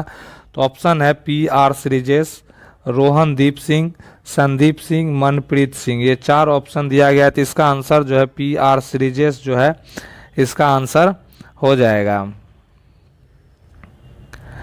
नेक्स्ट आता है इसमें, किस देश ने जो है अपने 2025 के अंतर्राष्ट्रीय पुस्तक मेले में भारत को थीम कंट्री जो है घोषित किया है? तो अंतर्राष्ट्रीय पुस्तक मेला में भारत को थीम कंट्री घोषित किया है। तो ऑप्शन है फ्रांस, स्पेन, जर्मनी और इटली। तो इसका आंसर होगा स्पेन ने 2025 में मैड्रिड अंतर्राष्ट्रीय पुस्तक मेले में भारत को थीम देश के रूप में घोषित किया है और यह घोषणा भारत और स्पेन के बीच सांस्कृतिक और साहित्यिक आदान प्रदान को बढ़ावा देने के हिस्से के रूप में जो है यह किया गया है। तो इसका आंसर ऑप्शन जो है स्पेन हो जाएगा। स्पेन इसका right answer option B. Next question आता है इसमें, फूड स्टोरेज में निम्नलिखित में से कौन सा जैविक हानि में शामिल नहीं है? तो फूड स्टोरेज में निम्नलिखित में से कौन सा जैविक हानि में शामिल नहीं है? तो ऑप्शन है कीटों द्वारा नुकसान करना, कृंतकों द्वारा नुकसान, सूक्ष्म जीवों द्वारा जो है खराब होना, पर्यावरण की नमी। तो इसका आंसर राइट हो जाएगा, पर्यावरण की नमी के कारण जो है फूड स्टोरेज में जो है हानि जो है ऐसा होता है। नेक्स्ट क्वेश्चन आता है, पौधों की जड़ों के सिरे पर कौन सा उत्तक पाया जाता है? पौधों की जड़ों के सिरों पर जो है कौन सा उत्तक पाया जाता है? तो ऑप्शन है शीर्षस्थ विभाज्योतक, पार्श्व विभाज्योतक, अंतर्वर्ती विभाज्योतक, अस्थायी उत्तक। तो इसका आंसर होगा पौधों की जड़ों और तनों के सिरों पर जो है शीर्षस्थ विभाज्योतक पाया जाता है। यह उत्तक जो है कोशिका के तीव्र विभाजन द्वारा पौधों की लंबाई में वृद्धि यानी प्राइमरी ग्रोथ के लिए जो है यह उत्तरदायी होता है। तो इसका आंसर जो है ऑप्शन ए शीर्षस्थ विभाज्योतक जो है इसका आंसर हो जाएगा, ऑप्शन ए। नेक्स्ट क्वेश्चन आता है, जब कॉपर सल्फेट के विलयन में लोहे का टुकड़ा डाला जाता है तो कॉपर को विस्थापित कर देता है। इस अभिक्रिया में लोहे के साथ क्या होता है?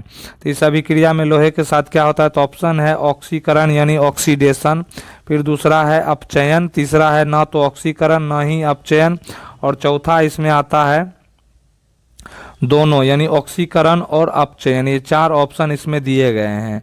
तो इसका राइट आंसर होगा, जब जो है FeCuSO4 और Fe को जब रिएक्शन कराते हैं तो FeSO4 होता है और Cu कॉपर जो है विस्थापित हो जाता है। इस अभिक्रिया में लोहा जो है इलेक्ट्रॉन खोता है और Fe2+ में जो है बदल जाता है। यह ऑक्सीकरण यानी ऑक्सीडेशन है।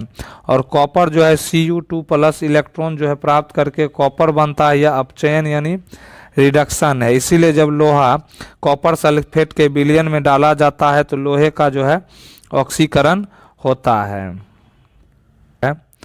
इसमें नेक्स्ट है, जनवरी 2025 में प्रधानमंत्री नरेंद्र मोदी ने जम्मू कश्मीर में किस सुरंग का उद्घाटन किया था? तो नरेंद्र मोदी जो है जम्मू कश्मीर में जो है एक सुरंग का उद्घाटन किया था, उसका नाम क्या था? तो ऑप्शन है जोजिला सुरंग, चेनानी नासरी सुरंग, सोनमर्ग सुरंग या जीमोर सुरंग, पटनी टॉप सुरंग। तो इसका आंसर होगा, प्रधानमंत्री नरेंद्र मोदी ने जनवरी 2025 में जम्मू कश्मीर के गादरबल जिले में जो स्थित सोनमर्ग सुरंग, जिसे जीमोर सुरंग भी कहा जाता है, टनल कहा जाता है, का उद्घाटन उसके द्वारा किया गया था। नेक्स्ट है, यह सुरंग श्रीनगर सोनमर्ग मार्ग पर बनाई गई और इसका उद्देश्य ऑल वेदर कनेक्टिविटी प्रदान करना है ताकि भारी बर्फबारी के दौरान भी जो है आवागमन बना रहे। तो इसका आंसर जो है सोनमर्ग सुरंग यानी जीमोर सुरंग जो है इसका आंसर हो जाएगा।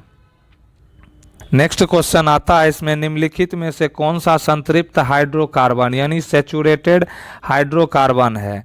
तो संतृप्त हाइड्रोकार्बन तो ऑप्शन है alkane, alkene, alkyne, aromatic hydrocarbon. तो इसका आंसर होगा, संतृप्त हाइड्रोकार्बन वे होते हैं जिनमें कार्बन परमाणुओं के बीच केवल जो है एकल बंध होते हैं। एल्कीन और एल्काइन और संतृप्त हाइड्रोकार्बन है क्योंकि उनमें कार्बन जो है कार्बन कार्बन का दोहरा या तिहरा बंध जो है इसमें देखने को मिलता है। नेक्स्ट है एल्केन जो है, और एल्केन जो है संतृप्त हाइड्रोकार्बन है।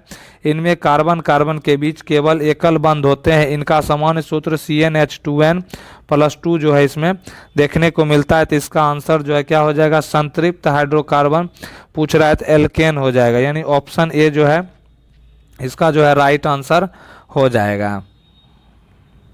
नेक्स्ट क्वेश्चन आता है, एज डार्क एज ब्लड पुस्तक के लेखक कौन है? एज डार्क एज ब्लड पुस्तक के लेखक कौन है? तो ऑप्शन है यासिर उस्मान, अर्नब रे, चेतन भगत और अमीश त्रिपाठी। ये चार नाम जो है इसमें दिया गया है। तो एज डार्क एज ब्लड पुस्तक के लेखक यासिर उस्मान है। कौन है? यासिर उस्मान के द्वारा जो है एज डार्क एज ब्लड पुस्तक लिखा गया है और जो है यह उनकी पहली फिक्शन यानी कल्पना पुस्तक है, जो एक क्राइम थ्रिलर क्या है? तो उपन्यास है। किसका है? तो यासिर उस्मान का है। नेक्स्ट क्वेश्चन इसमें देखने को नेक्स्ट है, इसमें निम्नलिखित में से किस दृष्टि दोष यानी आई डिफेक्ट में आंख की समंजन क्षमता पावर ऑफ एकोमोडेशन कम हो जाता है, यानी आंख की समंजन क्षमता कम हो जाता है? तो ऑप्शन है निकट दृष्टि दोष जिसको मायोपिया बोलते हैं, दूर दृष्टि दोष जिसको हाइपरमेट्रोपिया बोलते हैं, जरा दृष्टि दोष जिसको प्रेसबायोपिया बोलते हैं और एस्टिग्मेटिज्म जिसको बोलते हैं। तो ये चार ऑप्शन दिया गया है। तो प्रेसबायोपिया यानी प्रेसबायोपिया एक आयु संबंधी दृष्टि दोष है, यानी कि इसको जरा दृष्टि दोष भी बोलते हैं, जिसमें उम्र बढ़ने के साथ साथ आंख के लेंस की लचीलापन यानी फ्लेक्सिबिलिटी कम हो जाती है और सिलियरी मांसपेशियां जो है इसमें कमजोर हो जाती है। इस कारण जो है आंख की समंजन क्षमता घट जाती है और निकट की वस्तुएं स्पष्ट जो है नहीं दिखाई देती है। नेक्स्ट क्वेश्चन इसमें आता है, निम्नलिखित में से कौन सा समांगी मिश्रण यानी होमोजीनियस मिक्सचर का उदाहरण है? समांगी मिश्रण का उदाहरण कौन कौन है? तो ऑप्शन है वायु, मिट्टी, दूध और रेत और पानी। तो इसका आंसर होगा समांगी मिश्रण वह मिश्रण होता है जिसमें उसके सभी घटक समान रूप से फैले होते हैं और उन्हें नग्न आंखों से अलग अलग नहीं देखा जा सकता है। वायु गैस जैसे नाइट्रोजन, ऑक्सीजन, कार्बन डाइऑक्साइड आदि को ऐसा ही मिश्रण है जिसमें सभी घटक समान रूप से वितरित होते हैं, इसीलिए वायु एक समांगी मिश्रण का उदाहरण है। तो इसका जो है समांगी मिश्रण यानी होमोजीनियस मिक्सचर का उदाहरण क्या हो जाएगा, तो वायु यानी एयर हो जाएगा। तो ऑप्शन इसका राइट ए हो जाएगा। नेक्स्ट क्वेश्चन आता है वृत्ताकार धारावाहक लूप यानी सर्कुलर करंट कैरिंग लूप के बारे में निम्नलिखित में से कौन सा कथन सही है। केंद्र पर चुंबकीय क्षेत्र केवल त्रिज्या पर निर्भर करता है। ऑप्शन बी है केंद्र पर चुंबकीय क्षेत्र केवल धारा पर निर्भर करता है। नेक्स्ट है केंद्र पर चुंबकीय क्षेत्र धारा और त्रिज्या दोनों पर निर्भर करता है। और नेक्स्ट इसमें आता है केंद्र पर जो है चुंबकीय क्षेत्र धारा और तार की लंबाई पर निर्भर करता है। तो इसका राइट आंसर जो है केंद्र पर चुंबकीय क्षेत्र धारा और त्रिज्या दोनों पर निर्भर करता है। तो इसका राइट आंसर ऑप्शन सी जो है हो जाएगा। 25 में भारत द्वारा शुरू किए गए ऑपरेशन ब्रह्मा का उद्देश्य किस घटना के जवाब में था। तो इसका जो है आंसर क्या होगा, ऑपरेशन ब्रह्मा का उद्देश्य क्या था। तो ऑप्शन ए में है एक बड़े सैन्य अभ्यास के लिए। ऑप्शन बी है विनाशकारी भूकंप के बाद मानवीय सहायता देने के लिए। ऑप्शन सी है दक्षिण पूर्व एशियाई देशों के साथ व्यापार समझौता स्थापित करने के लिए। ऑप्शन डी है भारत म्यांमार सीमा पर आतंकवाद रोधी अभियान चलाने के लिए। तो इसका आंसर हो जाएगा ऑपरेशन ब्रह्मा मार्च 2025 में भारत द्वारा एक मानवीय मिशन के रूप में शुरू किया गया था ताकि विनाशकारी भूकंप के बाद म्यांमार की सहायता की जा सके। तो इसका आंसर जो है विनाशकारी भूकंप के बाद जो है मानवीय सहायता देने के लिए ऑपरेशन ब्रह्मा जो है यह चलाया गया था। नेक्स्ट क्वेश्चन आता है इसमें नवंबर 2025 में आयोजित C40 वर्ल्ड मेयर समिट किस शहर में हुआ था। तो नवंबर 2025 में आयोजित C40 वर्ल्ड मेयर समिट जो है किस शहर में तो हुआ था। तो ऑप्शन है London, New York, Rio de Janeiro यानी ब्राजील में, बेलिम यानी ब्राजील में। तो इसका आंसर होगा 3 से 5 नवंबर 2025 तक C40 वर्ल्ड मेयर समिट जो है रियो डी जेनेरियो यानी ब्राजील में हुआ था। यह जो है C40 एक जो है त्रिवार्षिक यानी कि ट्राई एनियल जो है सम्मेलन था। तो इसका answer Rio de Janeiro Brazil जो है इस क्वेश्चन का आंसर ऑप्शन सी जो है यह हो जाएगा। नेक्स्ट क्वेश्चन इसमें आता है नवंबर 2025 में रीसिंग नॉर्थ ईस्ट इन्वेस्टर समिट यानी rising north east investor summit में जो है पूर्वोत्तर खेल का आयोजन किसके द्वारा जो है करने की घोषणा जो है यह किया गया है। खेलो इंडिया नॉर्थ ईस्ट गेम्स जो है आयोजन किसके द्वारा करने की घोषणा किया गया। तो ऑप्शन है असम स्टेट्स ओलंपिक एसोसिएशन यानी असम राज्य ओलंपिक एसोसिएशन। दूसरा है युवा मामले व खेल मंत्रालय भारत सरकार। तीसरा है पूर्वोत्तर जो है ओलंपिक एसोसिएशन और चौथा है पूर्वोत्तर क्षेत्र मंत्रालय। तो इसका आंसर क्या हो जाएगा। तो इसका आंसर हो जाएगा 2025 में भारत सरकार के युवा मामले और खेल मंत्रालय ministry of youth affairs and sports केंद्रीय खेल मंत्री डॉक्टर मनसुख मंडाविया ने घोषणा किया कि वे खेलो इंडिया कार्यक्रम के तहत वार्षिक रूप से खेलो इंडिया नॉर्थ ईस्ट गेम्स का जो है आयोजन इसमें जो है करेंगे। यह निर्णय जो है मई 2025 में rising north east investor summit के दौरान जो है यह लिया गया था। नॉर्थ ईस्ट जो है गेम्स का आयोजन त्रिपुरा ओलंपिक एसोसिएशन द्वारा अगरतला में 26 अक्टूबर से 2 नवंबर 2025 तक जो है किया जाना निर्धारित किया गया है। तो इस क्वेश्चन का आंसर क्या हो जाएगा। तो इस क्वेश्चन का आंसर जो है युवा मामले व खेल मंत्रालय भारत सरकार द्वारा जो है यह जो है कराया जाएगा। तो ऑप्शन बी जो है इसका आंसर हो जाएगा। नेक्स्ट क्वेश्चन आता है नवंबर 2025 में ISSF world championship rifle pistol 2025 का आयोजन कहाँ किया गया था। तो इसका ऑप्शन है दोहा कतर, एथेंस ग्रीस, काहिरा मिस्र, म्यूनिख जर्मनी। तो यह प्रतियोगिता जो है 6 से 18 नवंबर 2025 तक का आयोजन काहिरा जो है मिस्र में किया गया था। काहिरा प्रतियोगिता में 40 सदस्य भारतीय टीम जो है हिस्सा ली थी। तो इसका आंसर जो है ऑप्शन सी काहिरा मिस्र जो है इसका राइट आंसर ऑप्शन सी जो है हो जाएगा। नेक्स्ट क्वेश्चन आता है एसर्शन यानी कथन, जिंक डिस्प्लेस कॉपर इन डिस्प्लेसमेंट रिएक्शन, यानी जिंक विस्थापन अभिक्रिया में कॉपर को हटा देता है। ठीक है, उसके बाद रीजन है, इसमें क्या दिया है रीजन, तो क्रियाशीलता श्रेणी में जिंक कॉपर से अधिक क्रियाशील है। तो यह जो है एसर्शन और रीजन दोनों सही है तथा रीजन एसर्शन की सही व्याख्या करता है। दूसरा है एसर्शन और रीजन दोनों सही है लेकिन रीजन एसर्शन की सही व्याख्या नहीं करता है। एसर्शन सही है लेकिन रीजन गलत है, या एसर्शन गलत है रीजन सही है। तो इस क्वेश्चन का जो है राइट आंसर क्या हो जाएगा, इस क्वेश्चन का राइट आंसर जो है हो जाएगा जिंक और कॉपर के बीच होने वाली विस्थापन अभिक्रिया का उदाहरण जिंक प्लस कॉपर सल्फेट, यानी जिंक सल्फेट और कॉपर जो है विस्थापित होता है। इसमें जिंक कॉपर सल्फेट विलयन से कॉपर को विस्थापित कर देता है। इसका कारण यह है कि जिंक क्रियाशीलता श्रेणी में कॉपर से ऊपर स्थित होता है, अर्थात जिंक अधिक क्रियाशील धातु है। अधिक क्रियाशील धातु कम क्रियाशील धातु को उसके यौगिक कंपाउंड से जो है विस्थापित कर देता है। इसीलिए जो है असर्शन और रीजन दोनों सही है और रीजन असर्शन की सही व्याख्या जो है इसमें करता है। तो इस क्वेश्चन का राइट आंसर क्या हो जाएगा, तो ऑप्शन ए क्या हो जाएगा इस क्वेश्चन का राइट आंसर, ऑप्शन ए जो है इस क्वेश्चन का राइट आंसर हो जाएगा। नेक्स्ट क्वेश्चन आता है रक्षा मंत्रालय ने किस वर्ष को सुधारों का वर्ष ईयर ऑफ रिफॉर्म्स घोषित किया है। तो रक्षा मंत्रालय के द्वारा जो है एक वर्ष को सुधारों का वर्ष कहा गया, उसको उस वर्ष है ऑप्शन में वर्ष 2023, 2024, 2025 और 2026, ये 4 वर्ष दिए गए हैं। तो इसका आंसर होगा भारत के रक्षा मंत्रालय ने वर्ष 2025 को सुधारों का वर्ष घोषित किया है। इसका उद्देश्य रक्षा क्षेत्र में नीतिगत सुधार, आधुनिकीकरण, आत्मनिर्भरता, प्रक्रियाओं के जो है सरलीकरण और दक्षता में जो है वृद्धि करना इसका लक्ष्य रखा गया है। तो ऑप्शन जो है 2025 यानी ऑप्शन सी जो है इसका राइट आंसर 2025 वर्ष जो है सुधारों का वर्ष घोषित किया गया है। नेक्स्ट क्वेश्चन आता है भारत में पाए जाने वाली समुद्री मछली मैरीन फिश कौन सी है। तो ऑप्शन है रोहू, कतला, हिल्सा और प्रोम्फेट। तो इसका आंसर होगा रोहू और कतला मुख्य रूप से ताजे पानी की मछलियां हैं, ताकि हिल्सा एक प्रवासी मछली है जो ताजे पानी में प्रजनन करती है लेकिन समुद्री वातावरण में भी पाई जाती है। प्रोम्फेट जो है एक लोकप्रिय और प्रमुख समुद्री मछली जो भारत के तटीय क्षेत्रों में बहुतायत पाई जाती है। तो इसका आंसर जो है प्रोम्फेट जो है इसका राइट आंसर ऑप्शन डी जो है इस क्वेश्चन का आंसर हो जाएगा।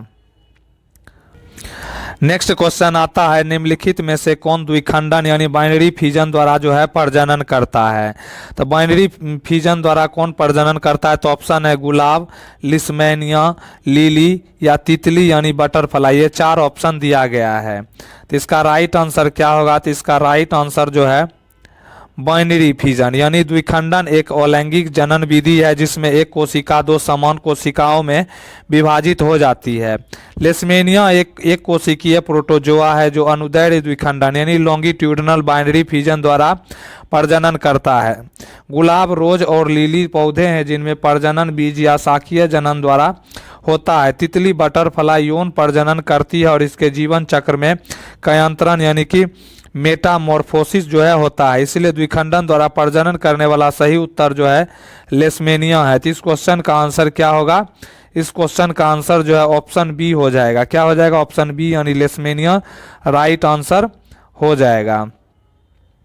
नेक्स्ट क्वेश्चन आता है एटीपी का निर्माण जो है जनरेशन निम्नलिखित में से किसके द्वारा किया जाता है। तो एटीपी का निर्माण जो है किसके द्वारा किया जाता है, तो ऑप्शन है माइटोकॉन्ड्रिया, लाइसोसोम, वैक्यूल और गोल्जी बॉडी, ये 4 ऑप्शन दिए गए हैं। इसका राइट आंसर होगा एटीपी यानी एडिनोसाइन ट्राइफॉस्फेट को कोशिका की ऊर्जा मुद्रा यानी एनर्जी करेंसी जो है कहा जाता है। किसको कहा जाता है, तो एटीपी को जो है कहा जाता है। और यह ऊर्जा कहाँ बनता है, तो यह ऊर्जा जो है माइटोकॉन्ड्रिया में बनता है। कहाँ बनता है, नेक्स्ट इसमें है एटीपी का निर्माण मुख्य रूप से माइटोकॉन्ड्रिया में होता है जहां कोशिकीय श्वसन की प्रक्रिया चलती है। इसी कारण माइटोकॉन्ड्रिया को जो है कोशिका का पावर हाउस यानी पावर हाउस ऑफ सेल कहा जाता है। लाइसोसोम जो है पाचन से संबंधित होते हैं, वैक्यूल भंडारण का कार्य करते हैं, जबकि गोल्जी बॉडी जो है प्रोटीन के पैकेजिंग और परिवहन का कार्य करती है। इसीलिए एटीपी का निर्माण माइटोकॉन्ड्रिया द्वारा किया जाता है। तो इस क्वेश्चन का राइट आंसर क्या हो जाएगा? तो इसका आंसर जो है माइटोकॉन्ड्रिया जो है इसका राइट आंसर ऑप्शन ए जो है इसका हो जाएगा। नेक्स्ट क्वेश्चन आता है HCl और NaHCO3 यानी सोडियम बाइकार्बोनेट की अभिक्रिया से कौन सी गैस निकलती है? तो ऑप्शन है कार्बन डाइऑक्साइड, हाइड्रोजन, ऑक्सीजन और कार्बन मोनोऑक्साइड। तो इसका आंसर जो है हो जाएगा हाइड्रोक्लोरिक अम्ल। HCl और सोडियम बाइकार्बोनेट जो है NaSCO3 की अभिक्रिया होने पर कार्बन डाइऑक्साइड गैस जो है निकलती है। रासायनिक अभिक्रिया जो है HCl प्लस NaSCO3 तो NaCl बनेगा और H2O जल बनेगा और कार्बन डाइऑक्साइड जो है इससे रिलीज होगा। यह एक जो है अम्ल क्षार अभिक्रिया यानी एसिड बेस रिएक्शन होता है और इसमें बनने वाली जो है CO2 गैस के कारण जो है झाग दिखाई देता है। तो इस क्वेश्चन का जो है राइट आंसर क्या होगा? तो इससे जो है कार्बन डाइऑक्साइड गैस जो है मुक्त होता है यानी निकलता है। तो राइट आंसर ऑप्शन ए हो जाएगा। नेक्स्ट क्वेश्चन आता है पशुओं में ओवायवीय श्वसन के दौरान क्या उत्पन्न या उत्सर्जित होता है? तो पशुओं में ओवायवीय श्वसन के दौरान क्या उत्पन्न या उत्सर्जित होता है?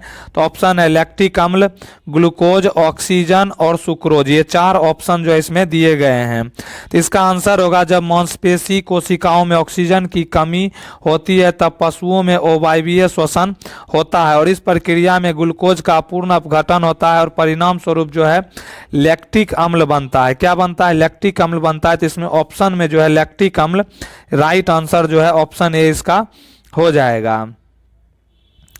नेक्स्ट इसमें है सरीसृपों यानी रेप्टाइल्स के अंडों के लिंग यानी जेंडर को प्रभावित करने वाली पर्यावरणीय अवस्था कौन सी है? तो आंसर है ऑप्शन है इसमें तापमान, पवन की गति, जल और धुंध यानी स्मॉग। ये चार ऑप्शन दिए गए हैं। तो इसका राइट आंसर जो है कई सरीसृपों जैसे कछुआ, मगरमच्छ, छिपकली में टेम्परेचर डिपेंडेंट सेक्स डिटर्मिनेशन पाई जाती है। इसका अर्थ है कि अंडों के ऊष्मायन यानी इंक्यूबेशन के समय का तापमान भ्रूण के नर या मादा बनने को जो है निर्धारित करता है। तो इसका जो है इसमें टेम्परेचर दिया हुआ है।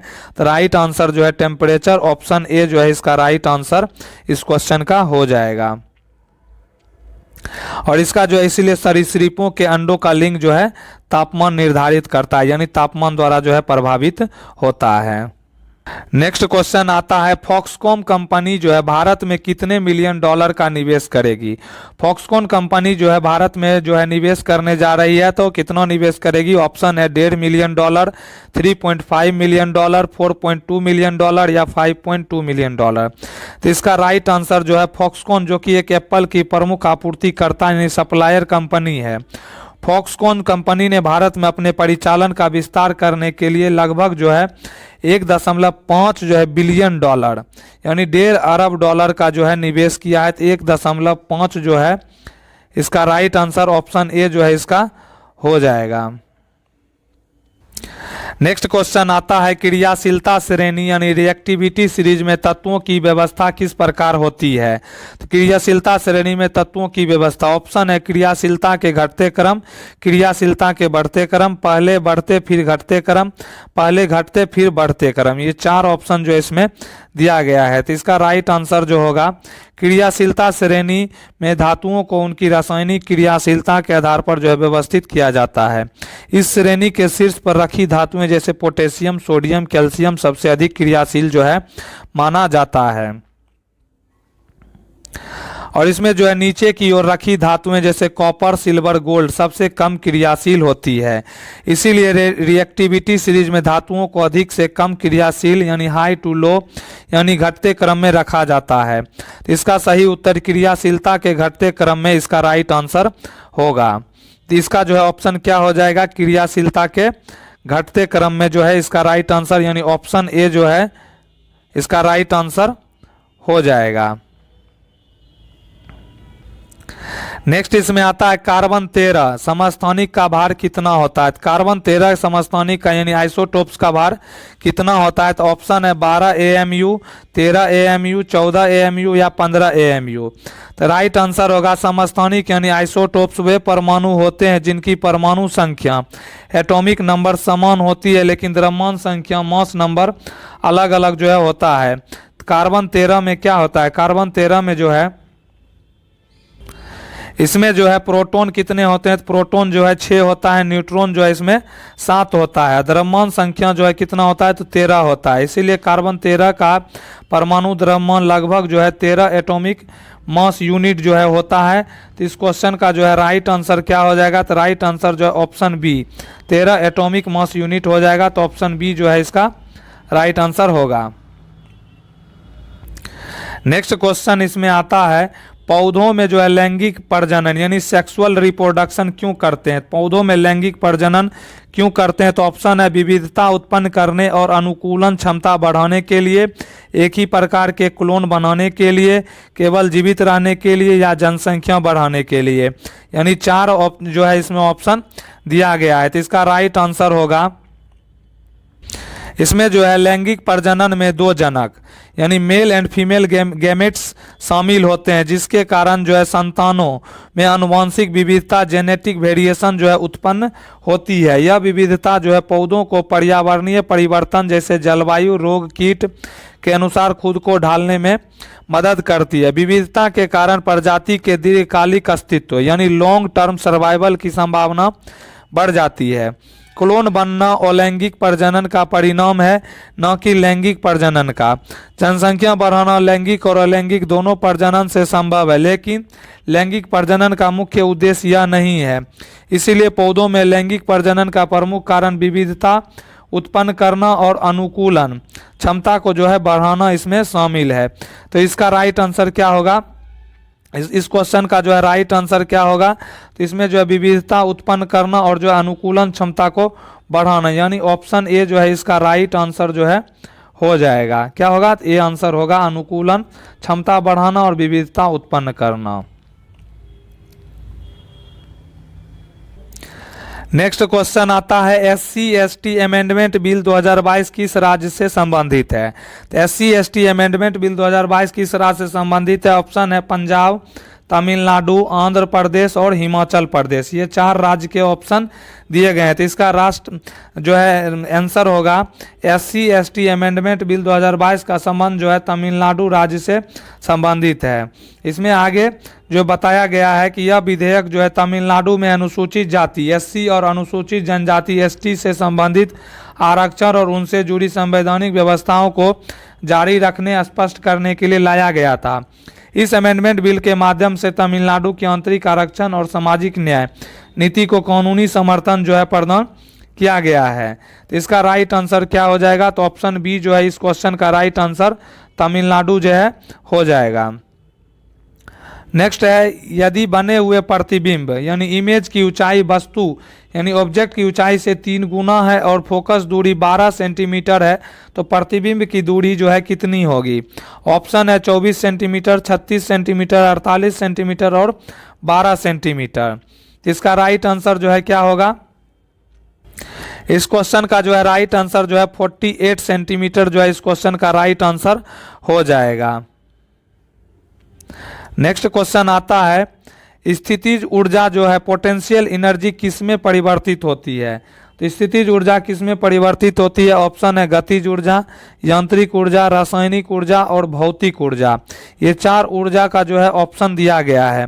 तो इसमें जो है राइट आंसर क्या होगा। तो इसका जो है राइट आंसर ऊंचाई पर स्थित वस्तु के पास स्थितिज ऊर्जा जो है होती है यानी पोटेंशियल एनर्जी होता है। जब वस्तु नीचे गिरती है तो उसकी स्थिति बदलती है और उसकी गति बढ़ती जाती है। इस प्रक्रिया में स्थितिज ऊर्जा धीरे धीरे गतिज ऊर्जा में परिवर्तित हो जाती है। यांत्रिक ऊर्जा बराबर होता है स्थितिज ऊर्जा प्लस गतिज ऊर्जा। यह कुल ऊर्जा को जो है दर्शाता है। इसीलिए वस्तु के गिरने पर स्थितिज ऊर्जा जो है गतिज ऊर्जा में परिवर्तित हो जाती है। तो इसका राइट आंसर इस क्वेश्चन का क्या हो जाएगा। तो ऑप्शन ए यानी कि गतिज ऊर्जा जो है इस क्वेश्चन का राइट आंसर हो जाएगा। नेक्स्ट क्वेश्चन आता है, जब बल यानी थ्रस्ट स्थिर यानी कांस्टेंट रखा जाता है और क्षेत्रफल एरिया घटा दिया जाता है तो दाब प्रेशर क्या होगा। जब बल जो है यानी कि थ्रस्ट जो है कांस्टेंट रखा जाता है, क्षेत्रफल घटा दिया जाता है तो दाब प्रेशर क्या होगा। ऑप्शन है बढ़ेगा, घटेगा, स्थिर रहेगा और पहले बढ़ेगा फिर घटेगा। ये 4 प्रकार के ऑप्शन जो इसमें दिया गया है। तो इसका राइट आंसर जो है क्या होगा। तो इसका राइट आंसर जो है हम लोग देखेंगे तो दाब का फॉर्मूला होता है, दाब का सूत्र क्या होता है, फोर्स अपॉन एरिया होता है, यानी कि बल बटा जो है क्षेत्रफल होता है। क्या होता है, बल बटा क्षेत्रफल दाब का फॉर्मूला होता है। तो प्रेशर क्या है, जब बल यानी फोर्स स्थिर रखा जाता है और क्षेत्रफल कम कर दिया जाता है तो हर इकाई क्षेत्रफल पर लगने वाला बल जो है बढ़ जाता है। परिणाम स्वरूप जो है दाब क्या होगा, तो दाब जो है इंक्रीज हो जाएगा। तो इस क्वेश्चन का जो है आंसर क्या होगा, तो बढ़ेगा। क्षेत्रफल घटा देंगे तो दाब क्या होगा, तो दाब जो है यह बढ़ जाएगा। तो राइट आंसर ऑप्शन ए इस क्वेश्चन का हो जाएगा। नेक्स्ट क्वेश्चन आता है, इसमें निम्नलिखित में से कौन सा असंतृप्त यानी अनसेचुरेटेड यौगिक है। अनसेचुरेटेड यौगिक कौन सा है, तो ऑप्शन है ब्यूटेन, मीथेन, प्रोपेन या प्रोपीन। तो इसका आंसर होगा असंतृप्त यानी अनसेचुरेटेड यौगिक वे होते हैं जिनमें कार्बन परमाणुओं के बीच कम से कम एक दोहरा यानी डबल या तिहरा यानी ट्रिपल बॉन्ड जो है होता है। प्रोपीन एक एल्कीन है जिसका रासायनिक सूत्र जो है होता है और इसमें जो है कार्बन का जो है दोहरा आबंध होता है, इसे असंतृप्त जो है यह बनता है। तो क्या होगा, प्रोपीन जो है इसका राइट आंसर, यानी कि प्रोपीन का फॉर्मूला क्या होगा, तो CH जो है 3 और क्या हो जाएगा, फिर क्या हो जाएगा CH जो है हो जाएगा, फिर CH हो जाएगा, फिर जो है डबल बॉन्ड, फिर CH2 जो है इसमें हो जाएगा। तो इसका जो है प्रोपीन राइट आंसर जो है ऑप्शन डी इसका हो जाएगा। नेक्स्ट क्वेश्चन आता है, यदि जो है 1.5 कूलम आवेश चार्ज को स्थानांतरित करने में किया गया कार्य 30 जूल है तो आवश्यक विभवांतर कितना होगा। तो इसमें जो है 1.5 कूलम आवेश को स्थानांतरित करने में किया गया कार्य 30 जूल है तो वोल्टेज कितना होगा, यानी पोटेंशियल डिफरेंस पूछ रहा है। तो ऑप्शन है 20 वोल्ट, 30 वोल्ट और 35 वोल्ट। तो हम लोग जानते हैं V बराबर जो है क्या होता है, W/Q होता है। तो Q बराबर क्या हो जाएगा, तो Q बराबर जो है हो जाएगा W बाई जो है इसमें हमको तो वोल्टेज पूछ ही रहा है, वोल्टेज निकालना है, क्यों चेंज करना है, तो W जो है 30 जूल हो जाएगा और इसमें जो है Q कितना है, तो 1.5 है। तो इसको जब सॉल्व करेंगे तो कितना हो जाएगा, तो इसमें 20 वोल्ट जो है राइट आंसर, यानी ऑप्शन ए जो है राइट आंसर हो जाएगा। नेक्स्ट क्वेश्चन आता है, परमाणु संख्या यानी एटॉमिक नंबर किसके बराबर होती है। तो परमाणु संख्या यानी एटॉमिक नंबर किसके बराबर होती है, तो ऑप्शन है नाभिक में प्रोटॉनों की संख्या, नाभिक में न्यूट्रॉनों की संख्या, नाभिक में प्रोटॉनों और न्यूट्रॉनों का योग या नाभिक में जो है प्रोटॉनों का द्रव्यमान। ये 4 ऑप्शन जो है इसमें दिया गया है। तो इसका राइट आंसर जो है हम लोग देखेंगे। तो इसका जो है राइट आंसर जो है नाभिक में जो है क्या हो जाएगा, प्रोटॉनों की संख्या जो है राइट आंसर हो जाएगा। ऑप्शन ए इसका राइट आंसर हो जाएगा।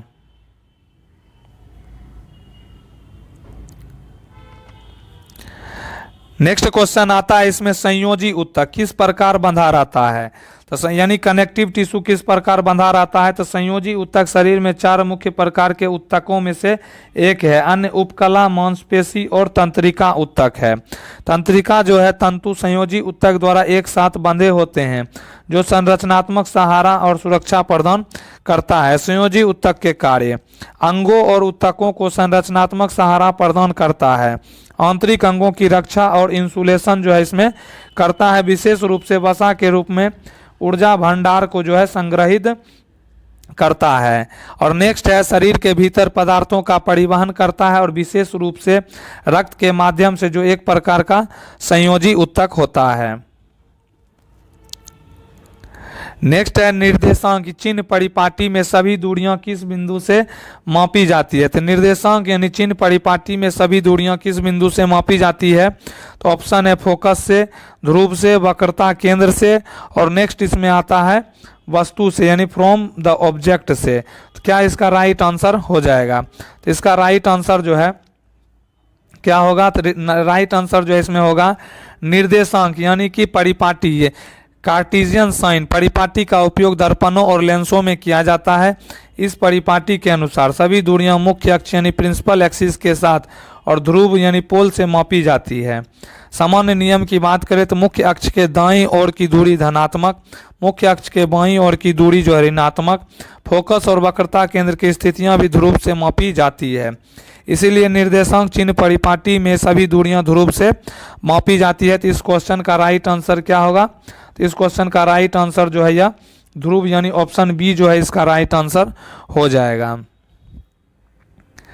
नेक्स्ट क्वेश्चन आता है, हाल ही में किस संस्थान ने भारतीय यूनिफाइड पेमेंट्स इंटरफेस यानी कि यूपीआई को विश्व स्तर पर शुरू करने का निर्णय लिया है? तो किस संस्थान के द्वारा जो है यूपीआई को वर्ल्ड वाइड में जो है शुरू करने का निर्णय लिया है? तो ऑप्शन है reserve bank of India RBI, NPCI international payments limited और state bank of India world bank. तो इसका राइट आंसर जो होगा एनपीसीआई हो जाएगा, यानी कि जो है एनपीसीआई इंटरनेशनल पेमेंट्स लिमिटेड के द्वारा जो यूपीआई को वर्ल्ड वाइड शुरू करने का निर्णय लिया गया है। नेक्स्ट क्वेश्चन आता है, कनेक्टिव टिश्यू में कोशिकाएं कैसी होती हैं? कनेक्टिव टिश्यू में कोशिकाएं कैसी होती हैं? ऑप्शन है ढीली ढाली, सघन रूप से जुड़ी हुई, एक दूसरे के ऊपर स्थित या मांसपेशीय रूप से जुड़ी हुई। तो कनेक्टिव टिश्यू में कोशिकाएं जो है ढीली ढाली होती हैं। कैसी होती हैं? ढीली ढाली, यानी कि ऑप्शन ए इसका इस क्वेश्चन का राइट आंसर हो जाएगा। नेक्स्ट क्वेश्चन आता है, अगस्त 2025 में आर प्रज्ञानंद अपने कैरियर की सर्वश्रेष्ठ विश्व रैंकिंग पर पहुंचे थे, किस खिलाड़ी को हराकर? तो अगस्त 2025 में आर प्रज्ञानंद अपने कैरियर की सर्वश्रेष्ठ विश्व रैंकिंग पर पहुंचे थे और किस खिलाड़ी को हराकर? आंसर जो है हो जाएगा नोदिरबेक अब्दुसत्तारोव। क्या आंसर हो जाएगा? तो नोदिरबेक अब्दुसत्तारोव जो है प्लेयर को हराकर जो है विश्व की सर्वश्रेष्ठ विश्व रैंकिंग में जो है अपने कैरियर का सर्वश्रेष्ठ रैंकिंग पर पहुंचे थे आर प्रज्ञानंद। नेक्स्ट इसमें आता है, एशियाई एथलेटिक्स चैंपियनशिप 2025 में भारत की महिला यानी 4x400 मीटर रिले टीम यानी जिस्ना मैथ्यू, रूपल चौधरी, कुंजा रजिथा और शुभा वेंकटेशन और मिश्रित 4x400 मीटर रिले टीम में संतोष कुमार, रूपल चौधरी, विशाल टीके और शुभा वेंकटेशन ने जो है स्वर्ण पदक जीता था। तो इस क्वेश्चन का राइट आंसर जो है यही हो जाएगा। आप लोग क्वेश्चन जो है देख लीजिएगा। तो दोस्तों नेक्स्ट क्वेश्चन आता है, इसमें 2025 में भारत न्याय रिपोर्ट 2025 में शीर्ष टॉप राज्य जो है कौन सा रहा है? तो भारत न्याय रिपोर्ट 2025 में जो है टॉप राज्य कौन सा रहा है? तो ऑप्शन है कर्नाटका, आंध्र प्रदेश, वेस्ट बंगाल यानी पश्चिम बंगाल और ओडिशा। तो इसका जो है कर्नाटक के द्वारा जो है कुल स्कोर जो है 6.78 जो है इसमें स्कोर किया गया था। तो इस क्वेश्चन का राइट आंसर जो है कर्नाटका ऑप्शन ए जो है इसमें हो जाएगा। नेक्स्ट इसमें जो है दूसरे स्थान पर जो है आंध्र प्रदेश और तीसरे स्थान पर जो है इसमें तेलंगाना रहा था। नेक्स्ट क्वेश्चन आता है, हाल ही में रिजर्व बैंक ऑफ इंडिया ने कितने रुपए तक के गोल्ड लोन के लिए जो है लोन टू वैल्यू अनुपात को 75% से बढ़ाकर 85% जो है कर दिया है? तो ऑप्शन है 1.5 लाख, 2.5 लाख, 5 लाख, 10 लाख। ये जो है 4 ऑप्शन दिया गया है। तो आगे आंसर है, भारतीय रिजर्व बैंक ने 2.5 लाख तक के गोल्ड लोन के लिए जो लोन टू वैल्यू अनुपात को जो है 75% से बढ़ाकर 85% जो इसमें कर दिया गया है। तो इसका आंसर जो है 2.5 लाख जो है राइट आंसर हो जाएगा। ऑप्शन बी इसका आंसर हो जाएगा। नेक्स्ट क्वेश्चन है, इसमें वैश्विक भूखमरी सूचकांक यानी ग्लोबल हंगर इंडेक्स किसके द्वारा जारी किया जाता है? तो वैश्विक भूखमरी सूचकांक किसके द्वारा जारी किया जाता है? तो ऑप्शन है विश्व बैंक, संयुक्त राष्ट्र विकास कार्यक्रम, वेल्ट हंगर हिल्फे और कंसर्न वर्ल्ड वाइड या विश्व स्वास्थ्य संगठन। तो ये 4 ऑप्शन जो है इसमें संगठन का नाम दिया गया है। राइट आंसर जो है इसमें होगा वर्ल्ड हंगर इंडेक्स जो है रिपोर्ट कंसर्न वर्ल्ड वाइड और जो है वेल्ट हंगर हिल्फ द्वारा संयुक्त रूप से जो है प्रकाशित की जाती है। 2025 के ग्लोबल हंगर इंडेक्स में भारत का स्थान 102वां रहा, जिसमें जो है 123 देशों में 25.8 का स्कोर था। इस स्कोर के कारण भारत जो है गंभीर सीरियस भूख की श्रेणी में जो है आता है। तो इसका राइट आंसर जो है वेल्ट हंगर हिल्फे और कंसर्न वर्ल्ड वाइड जो है ऑप्शन सी इसका राइट आंसर हो जाएगा। तो दोस्तों कैसा लगा वीडियो, प्लीज़ इसको जो है लाइक करें, कमेंट करें, ज़्यादा से ज़्यादा जो है शेयर करें। नए हैं तो चैनल को सब्सक्राइब करें। वीडियो देखने के लिए दिल से धन्यवाद।